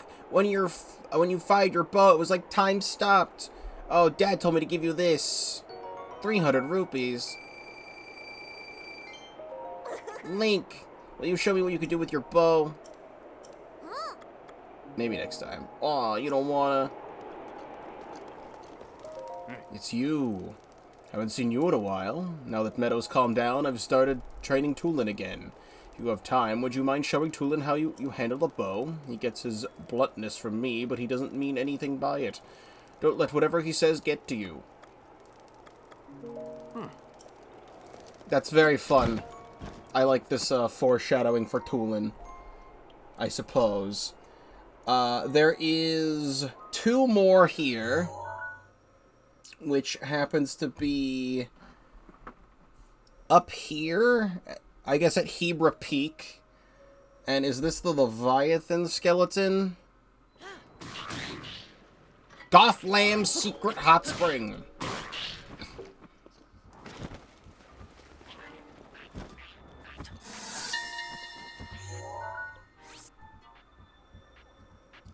Rivali brought me to Garflam's secret hot spring, telling me I was overworking myself. Since he can only carry one person, he said he would act as my guard, so Link is waiting at the village. I cannot remember the last time I relaxed on my own like this. Man, Rivali gets to see Zelda take a dip in the hot spring, but not Link. What a scam. Yeah, right here at Hebra Peak. Actually, is it even at the peak? I don't even think this is at the peak, is it? It's not exactly at the peak, it's slightly down. God damn it. It's like right here. Was it right in front of the shrine the whole damn time? It was right in front of the shrine the whole damn time, wasn't it?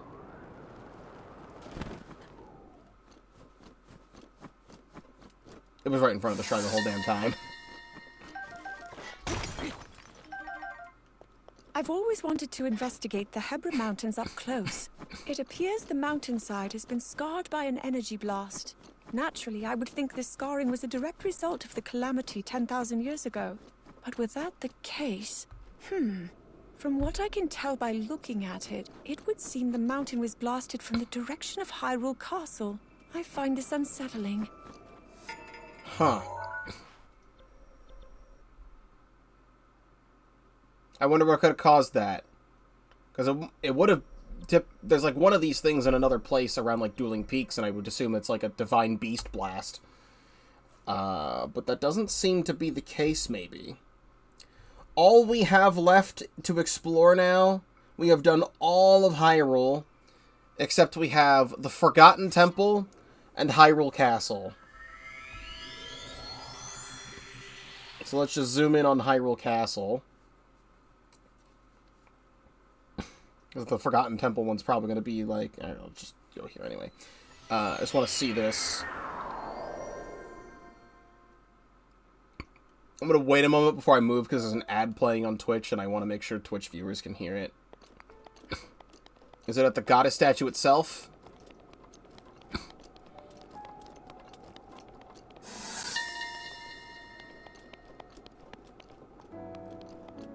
These ruins are thought to date back to the kingdom's founding. It seems likely that something of great value was once here, as there are many guardians in the area. Additionally, according to ancient documents, there was a room beyond the goddess statue, but it now appears to be buried in sediment. Rivali's gale is now ready. Thank you, Rivali. Nice Tears of the Kingdom lore there. The sealing room, or whatever, where all the geoglyphs are located. It's right behind all this rock. Because in Tears of the Kingdom, the entire goddess statue was kicked over to the side. I think there was a side quest to get it right side up again, but there's all this rock and rubble is moved out of the way, and you're able to get back here, and that's how you find out about the geoglyphs. So it's some nice foreshadowing, like, added after the fact of Tears of the Kingdom being out. All we have left now is that I put the travel medallion here at Hyrule Castle. And we have everything in Hyrule Castle.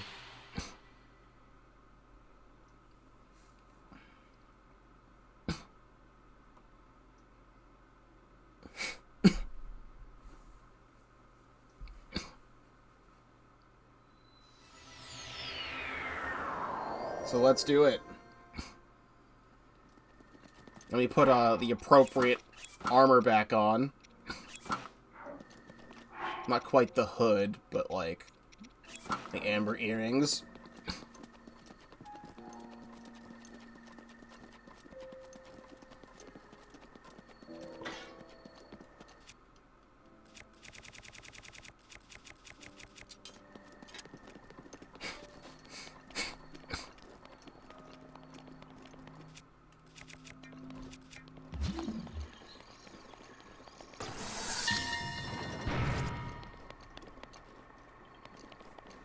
I understand that the gates of Hyrule Castle are being built in preparation for the calamity. At the moment, Sheikah researchers and skilled Goron blacksmiths are working together and have gathered within the castle walls. It's clear to me that Father is taking the threat of the calamity seriously. Ooh.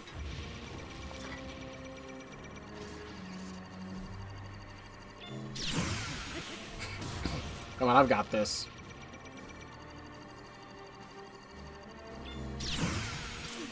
I still know how to parry.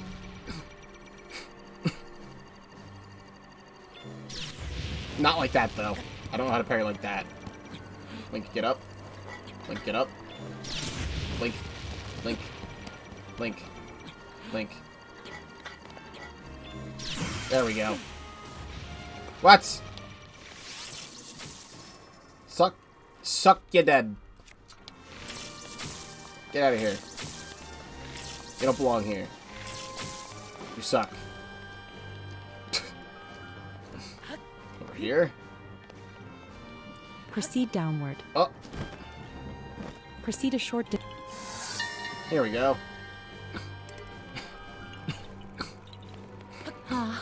The observation room. Father would often stand here, looking with kind eyes down upon the bustling town below. I recall him saying, "One cannot rule a country without knowing its people." Yeah, I'd love to get in there, but there's a bunch of malice in the way. Kitchen. Might be the kitchen. Proceed a short distance northwest. Proceed a short distance north. Proceed a short distance northeast. There we go, the dining hall. The dining hall is occasionally used for grand banquets. I cannot say I enjoy the looks other attendees give me. They are always ones of expectation and disappointment. Whenever I feel such pressure, I fix my eyes on the knight who stands at the entrance to the hall. His unchanging nature is a welcome relief to me. Rivali's gale is now ready. Cool. Not there. I don't want to go there yet. We want to go down here. Guidance activating. Proceed west. I'd like to do this stuff next.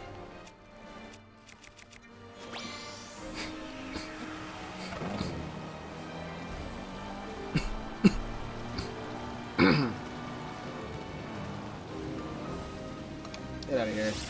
Please proceed.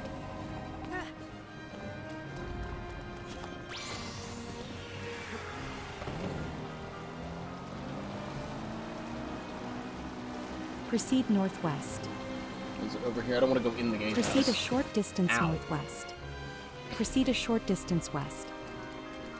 Proceed a short distance southwest. Is it in the gatehouse? I think it's in the Proceed a gatehouse. short distance south. I didn't want to go in here because there's a fucking Lionel in here. The purpose of a gatehouse such as this is to allow enemy soldiers in, only to seal the entrance shut, cutting them off from their forces before wiping them out entirely. Over its long history, the first gatehouse has never been breached. Are you sure? Are you sure about that, Link? Fight the damn Lionel.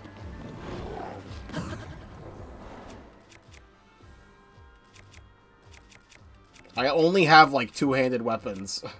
And that's it. Here, fucking 95 damage Savage Lionel Sword.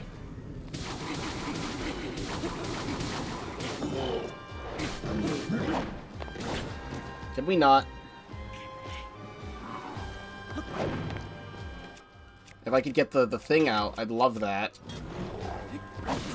But you keep hitting me and I can't get Urbosa's Fury. Root protection is now ready to roll. Bro, your swipe range, man. Your swipe range. Like, please! There. I killed everything on the ceiling.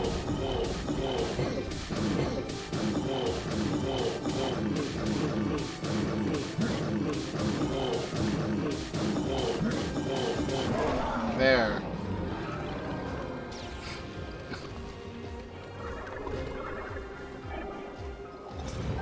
That is what I wanted. Okay, and then from here, the next one. Guidance activating. Proceed a short distance west. Can't tell what direction is west here. Over here is west.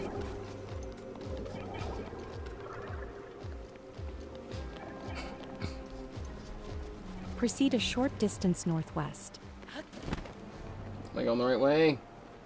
Proceed a short distance north. Over here? Proceed a short distance northeast. Is it in here? Proceed a short distance east. I can't Proceed even... east and downward. It's in there, but I can't... Proceed a short distance east. Okay, well... Proceed southeast You're and downward. not helping me. Guidance deactivating. Is it like up the stairs? Here we go.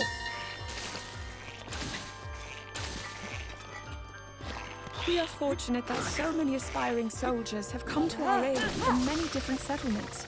The guard's chamber is so crowded now that the sound of clashing swords seems unending. I, too, must contribute as best I can during these times. Cool. Memories at the gazebo. I'm really missing Ascend. When I don't have Ascend to get out of these annoying places, it really makes you miss it. Can I just, like... That's not exactly what I wanted, but... No, I need to be taken... Like, I need to put something on the button. I think I can just pick this up and gently place it down on the button to get out. Okay. And then gazebo.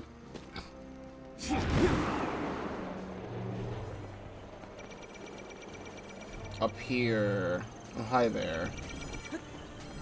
Excuse me.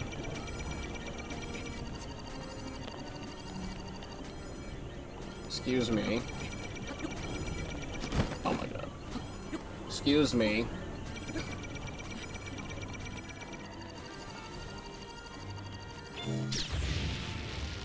It's up here. Well, gazebo no more. Among the many overlooks, this is my favorite. I remember spending time with Mother here. Back then, Father still laughed. Frequently. I wonder if the day will come when we can laugh together like that again. Not really. Sorry to say, Zelda. Not really.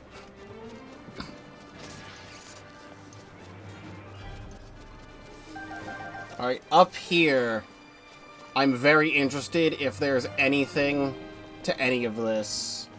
I was gonna save these for last, but I just happened to be over here.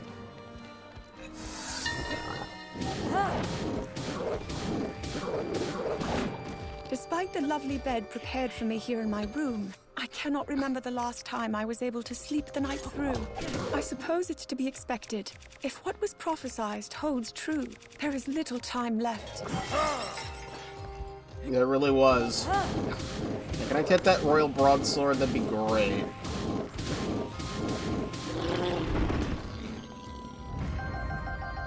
That's not even a royal broadsword, that's another Edge of Duality. Still so sad to see what happened to Zelda's room. But her study as well. Can we not right now? We need to like go up and around.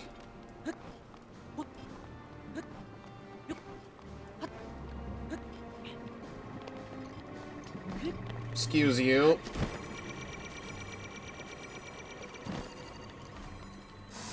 Please say something cool. This place was originally used as a watchtower, but I've repurposed it into my own study. It's perfect for conducting my studies away from Father's prying eyes. At the moment, I'm learning about ancient relics, as well as the preservation of endangered species. I mean, that is true. I was really hoping there would be more Age of Calamity fan service in here. Because there wasn't any in Tears of the Kingdom when I came here. I'm going to hope that in actual Tears of the Kingdom, however, when I come here, if there is a voice memory in this same place in Tears, that there is Age of Calamity fan service in here.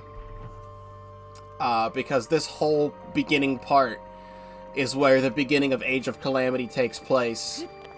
When I'm not gonna spoil the name of the friend, but when Egg Guardian falls down and makes the time portal to make the stuff in Age of Calamity actually begin, it takes place right here. So I'd hope that that there'd be something here. I mean, Zelda was researching ancient relics. That's kind of what the thing was, but like, it was. I don't want to spoil too much about the game for anyone who hasn't played it, because now Age of Calamity actually runs really well on Switch 2. So if anyone wants to play the game on Switch 2, I don't want to spoil that for you, but like... Guidance activating. Proceed north. I gotta go this way. Proceed northwest. We're gonna go down into the prison now. Proceed a short distance northwest. Proceed a short distance west. Down here? Yep, down here.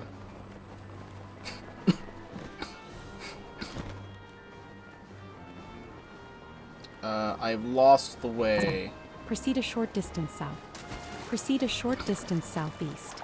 Proceed a short distance south. Proceed a short It doesn't even say that it's raining. Guidance deactivating. It's, in here, I think.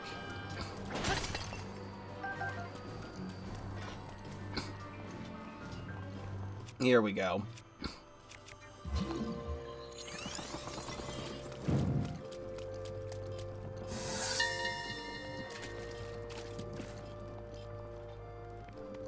If the sturdy iron bars are any indication, those who are brought to the lockup must have committed weighty crimes. I don't believe it's been in use for a very long time, so the guards who would normally stand post here have instead been sent to watch over the castle.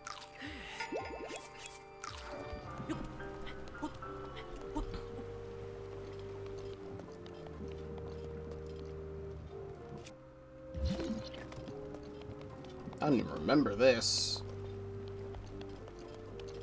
And what's the point of it? There's not even anything in here. Oh wait, no, it's a bombable wall. Almost forgot about bombs. Have I never seen this? I think this is an area I've never actually opened up and gone into in Breath of the Wild. Because that door would have been opened if it was. Shard of Dinral's Fang. I mean, that's a neat thing to have in here. I don't think I've ever seen that before. Still more new stuff about Breath of the Wild that I'm learning. I even got the Korok that was in this room, and I never got that. Actually, a little bit farther up, I think.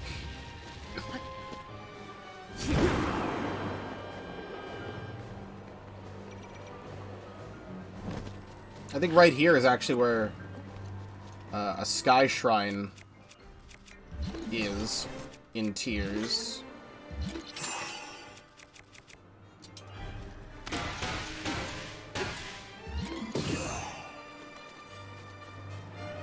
What the hell is this for anyway? Why is this here? Also, my phone is dying even though it's plugged in. There's literally no point in that being there. Where is this? It's by the waterfall. Down farther? Where the Korok is? No. Up farther? Actually, is it in here?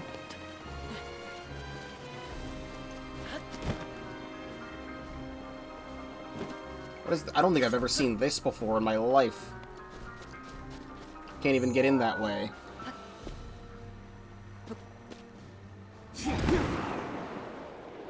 Oh, it's the entrance to the library, but I don't think I've ever seen that door before. I'll never forget the legendary cookbook.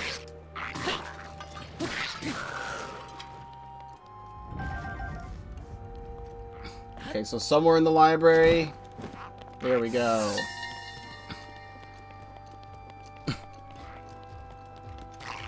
books from all around Hyrule live here in this library. As such, it is a critical place for conducting research. The Father has forbidden entry. Guards are on constant watch just outside the entrance. So, for now, it's best to enter using the hidden passage from the docks. Oh, it might be the docks. Because it just said go from the docks in this thing. Proceed a short distance northeast. It might be in the docks. Hold on. Proceed a short distance north. Shut up. Guidance I deactivating. don't remember how to get down there. This is up. Oh, this area is quite funny. Because, I remember in Tears of the Kingdom, this cuts open, and then you can just see the chasm. So it's not here, it's the opposite side.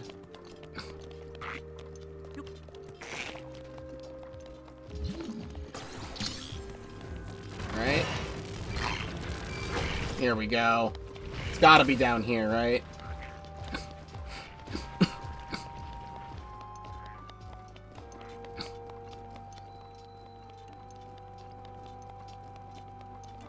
Here we go.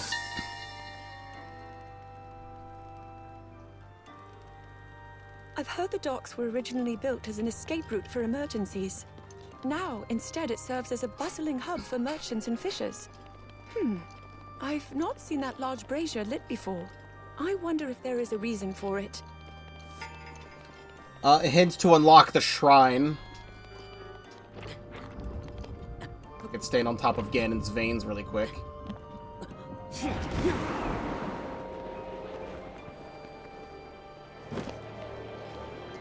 Up here.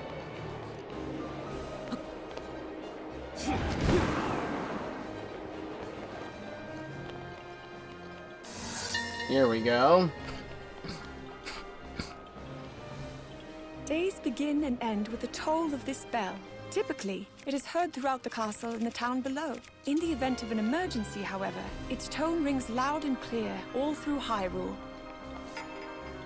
Cool bell. I know you can shake this with Ultra Hand for a Korok, I think, in Tears. Then what's this? Is it in the Sanctum? It's in the throne room. Proceed south and downward. South and downward? I can't do that. Because that's this room again. Proceed downward. I can't go downward. It activates the ending cutscene. Proceed south and downward. Wait. Proceed a short distance south. Come on. Wait. If we Rivali's Gale here, I can Proceed fly through the south and window. downward. Wait for the updraft to go away. I can fly through the window. Updraft, please. I don't want the updraft anymore. Fly through the window. Proceed south and downward. Proceed downward. There. In this vicinity.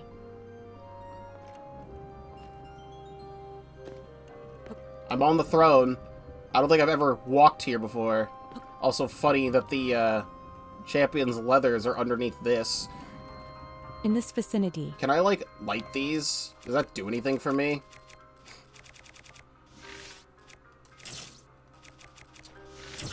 Rivali's Gale is now ready.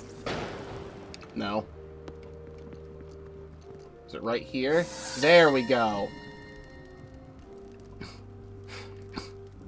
The throne room sits at the center of the castle and is the site of many official events. Father would take the throne to the left, and Mother, the one on the right. Her throne remains unchanged and untouched since her passing. And there you have it. It's funny that this is actually the Queen's throne. And the King's throne is broken down. Because he's dead. But with that, that is the entire map of Hyrule. All discoveries found. If we go to my play data...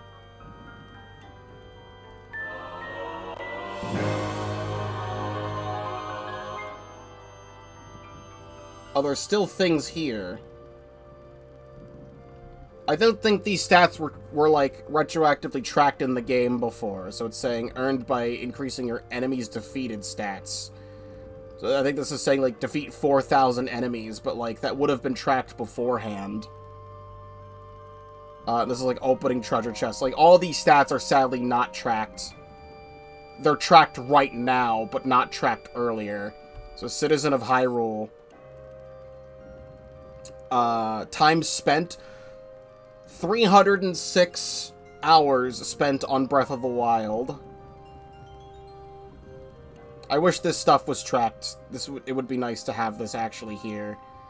But materials, weapon collector. For some reason, this is tracked. I have apparently collected 1,889 weapons in this game. Rupees, Sheikah abilities, champion powers, meals eaten, distance traveled, and then this is for all quests, all shrines, all locations, all Korok seeds, all voice memories completed, visit your navigation destinations, bonus spins from the amiibo, scanned amiibo, and item box deposits made for like the QR code thing.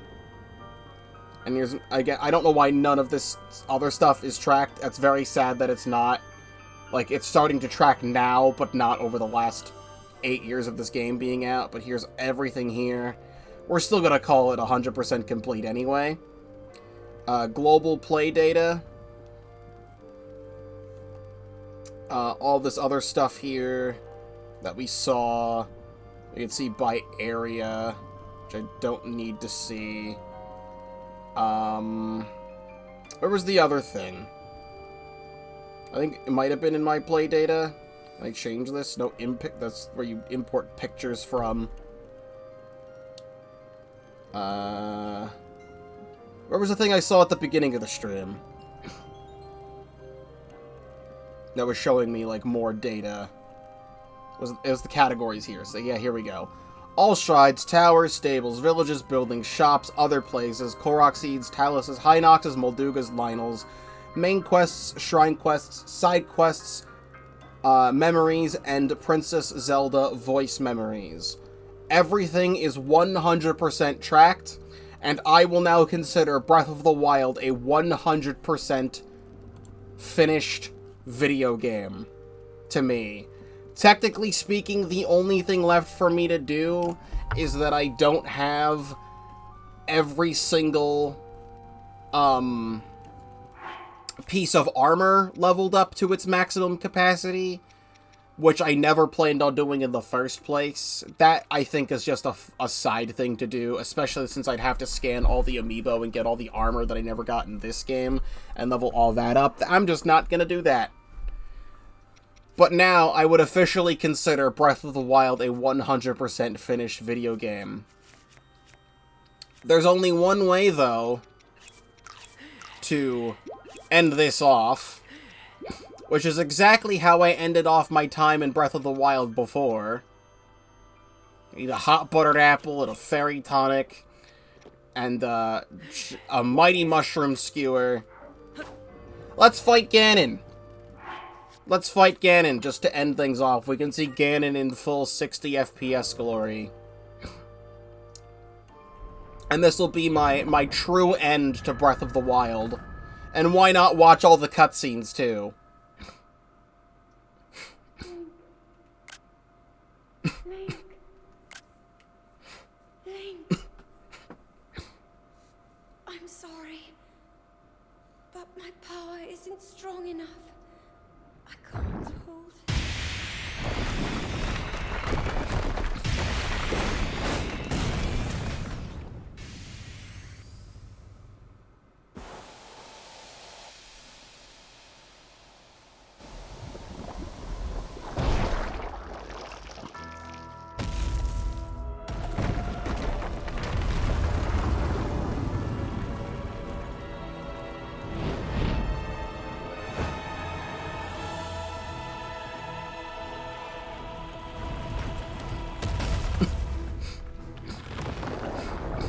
Hello, Clam Ganon.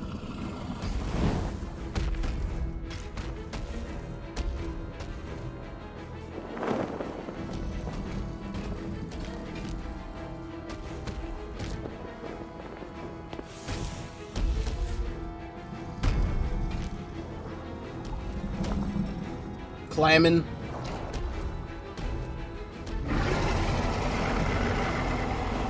Scourge of Hyrule Castle, Calamity Ganon.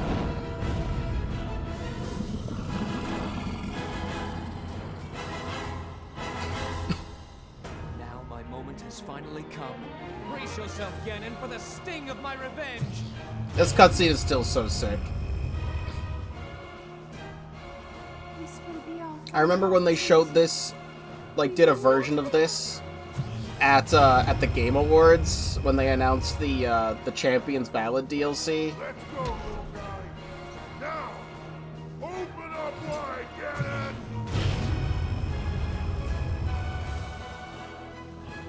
100 years in the making. Hold on, princess. Our moment has arrived. At this point, it's more like 108 years.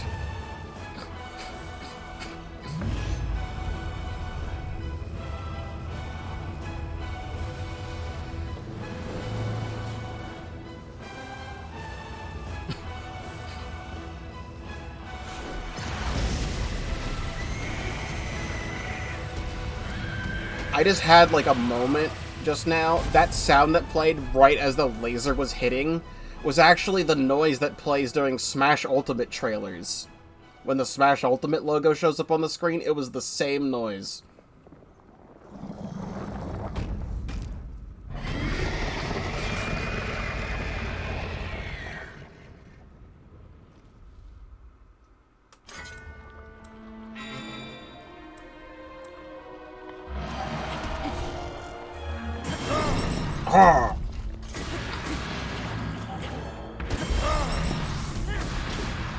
Let me do what I also like to do, is that I like to have the scimitar of the 7 here do some damage to Ganon.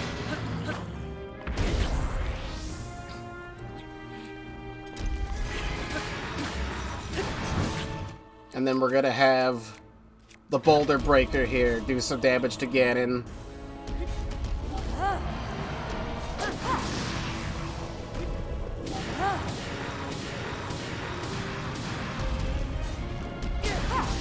You're not allowed, and then the Light Scale Trident.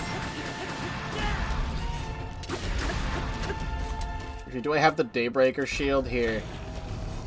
Could I, like, parry a laser with the Daybreaker Shield?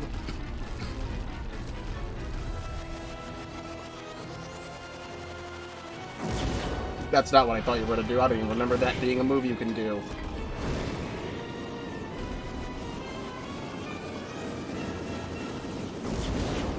You got air blasts for. What's that for?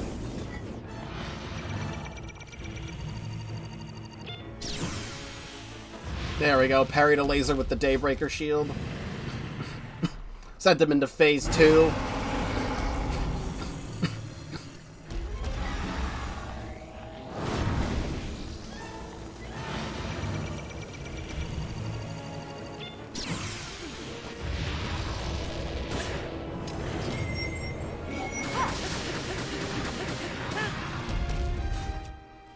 And then we will do the rest of the damage with the Master Sword.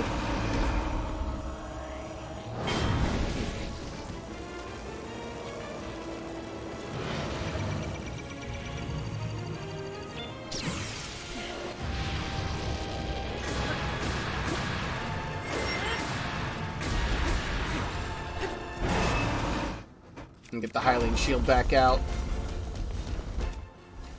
Also, actually,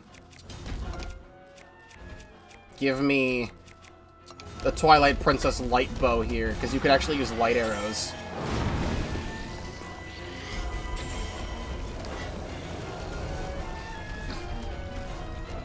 It's the only time in the entire game you can use light arrows outside of the true final boss. Is this one amiibo item?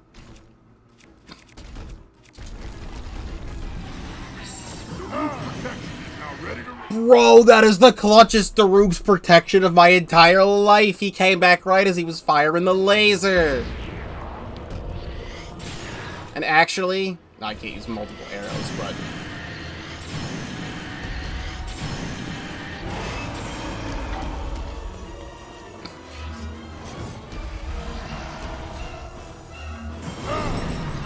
Bonk. Daruk's protection is now ready to roll.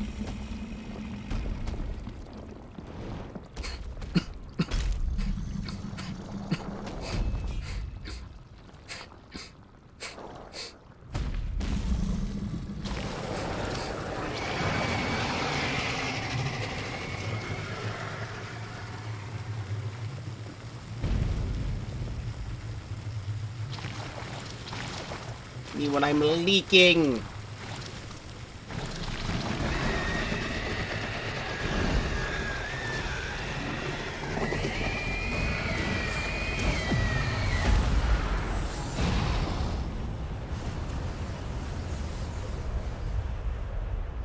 He's leaking.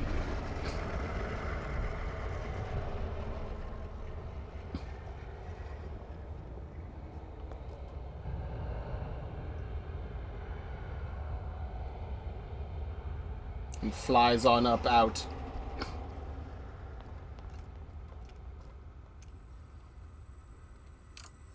And then the power of Zelda transports me away. And it puts me right here with Epona.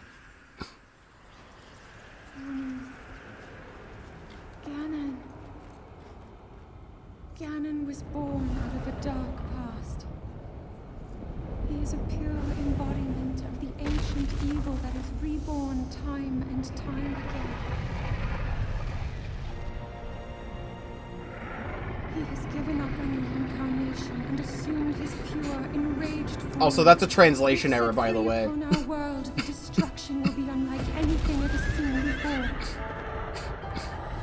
That's just a full translation error. Whatever Zelda just said is just completely not true. I entrust you with the bow of life. What she's meant to say there is like that that Ganon like put all of his force into reincarnation. He wants to reincarnate so fucking bad right now that he's going crazy with it. Or all of your memories. But courage need not be remembered, for it is never forgotten. This still gives me chills.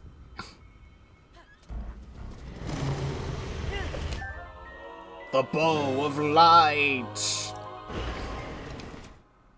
I could use the Twilight bow, but no, bow of light. I think the Twilight bow actually does work for this too. That energy covering Ganon's body is called malice. None of your attacks will get through as he now is. Seeing this in 60 FPS is really cool. Hold the malice back as much as I can, but my power is waning. Attack any glowing points that you see. May you be victorious. Barbosa's fury is ready. Not now, Urbosa. Quickly now.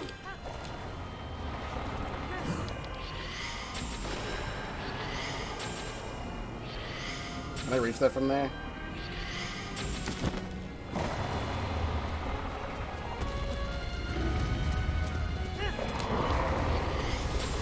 Well, get your damn trees out of the way. Hurry. Please. I'm trying. This whole thing taking place in Hyrule Field is still such an amazing, like, true phase of the final boss. But the dragon fight at the end of Tears of the Kingdom, I think, is also, like, even cooler than this.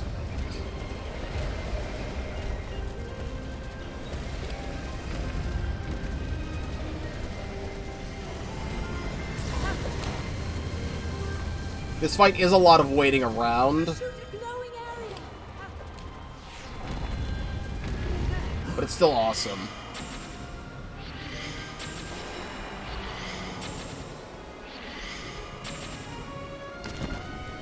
Oh, like, really? Come on.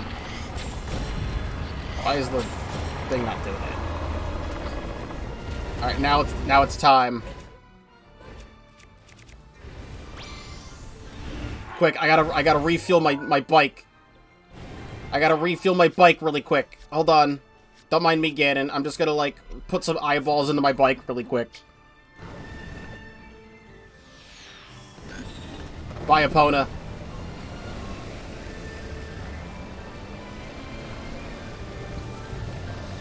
You can just stand there and look pretty.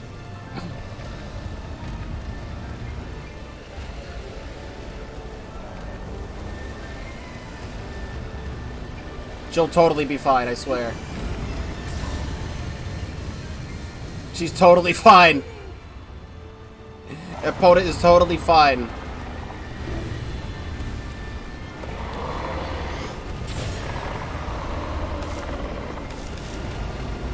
So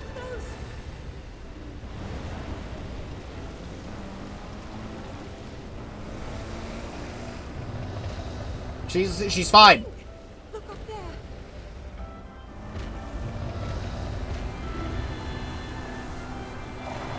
Doing donuts. Doing the donuts. Ganon's bleeding. Do what you must, Link. Hah! Link.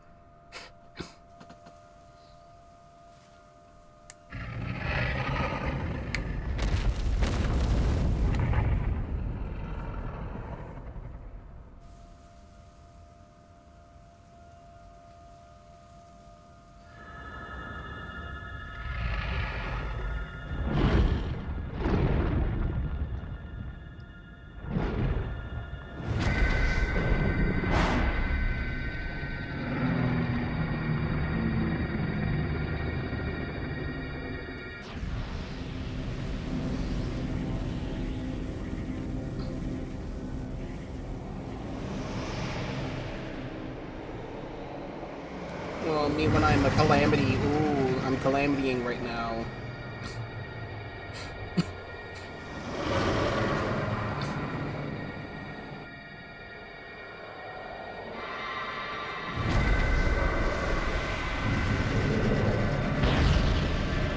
Explode.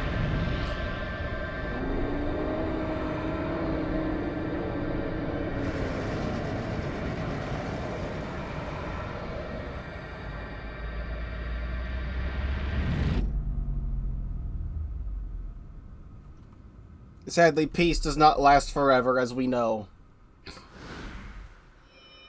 But now I can finally say that this game is 100% complete, and I've defeated Ganon.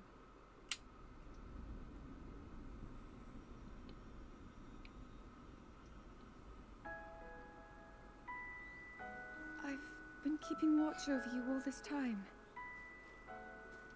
I've witnessed your struggles to return to us, as well as your trials in battle. I always thought, no, I always believed that you would find a way to defeat Ganon. I never lost faith in you over these many years. Thank you, Link. The hero of Hyrule. I got a picture with her eyes closed. God damn it. Do you really remember me?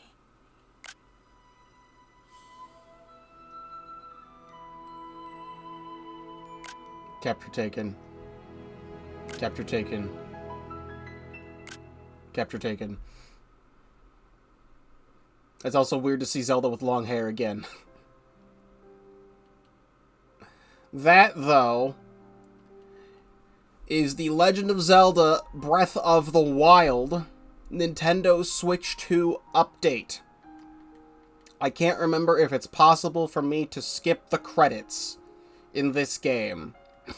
I may have made a mistake and have to look at the credits again. Okay, I can skip the credits again. I don't need to see everything I've seen already. Skip. There we go.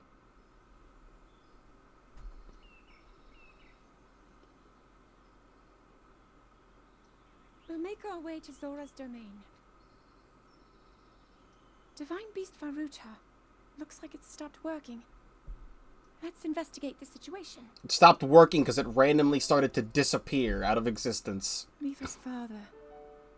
I believe he would like to hear more about her. The least we can do is visit him and offer him some closure. Although Ganon is gone for now, there is still so much more for us to do, and so many painful memories that we must bear. I believe in my heart that if all of us work together, we can restore Hyrule to its former glory. Kinda. Perhaps even beyond. Kinda. But it all must start with us. Let's be off. I can't use this ending screenshot as the thumbnail because I used it for the last thumbnail.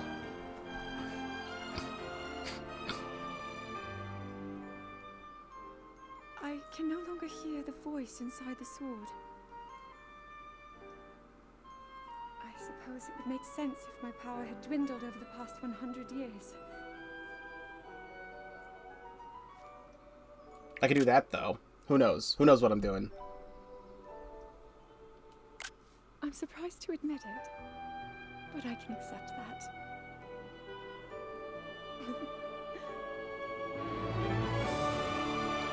And then little did you know you would cut your hair, and then you'd explore underneath Hyrule Castle, and then you would teleport like 100 million years into the past, and then become a dragon who has always existed the entire time in one massive Ouroboros time loop.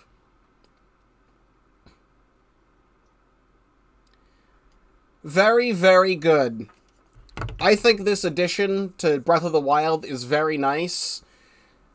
Being able to play this game in a smoother frame rate. I already thought Breath of the Wild and Tears of the Kingdom ran really, really well for the Nintendo Switch, and now it's just even more better. Possibly solidifying this as like one of the greatest games of all time still.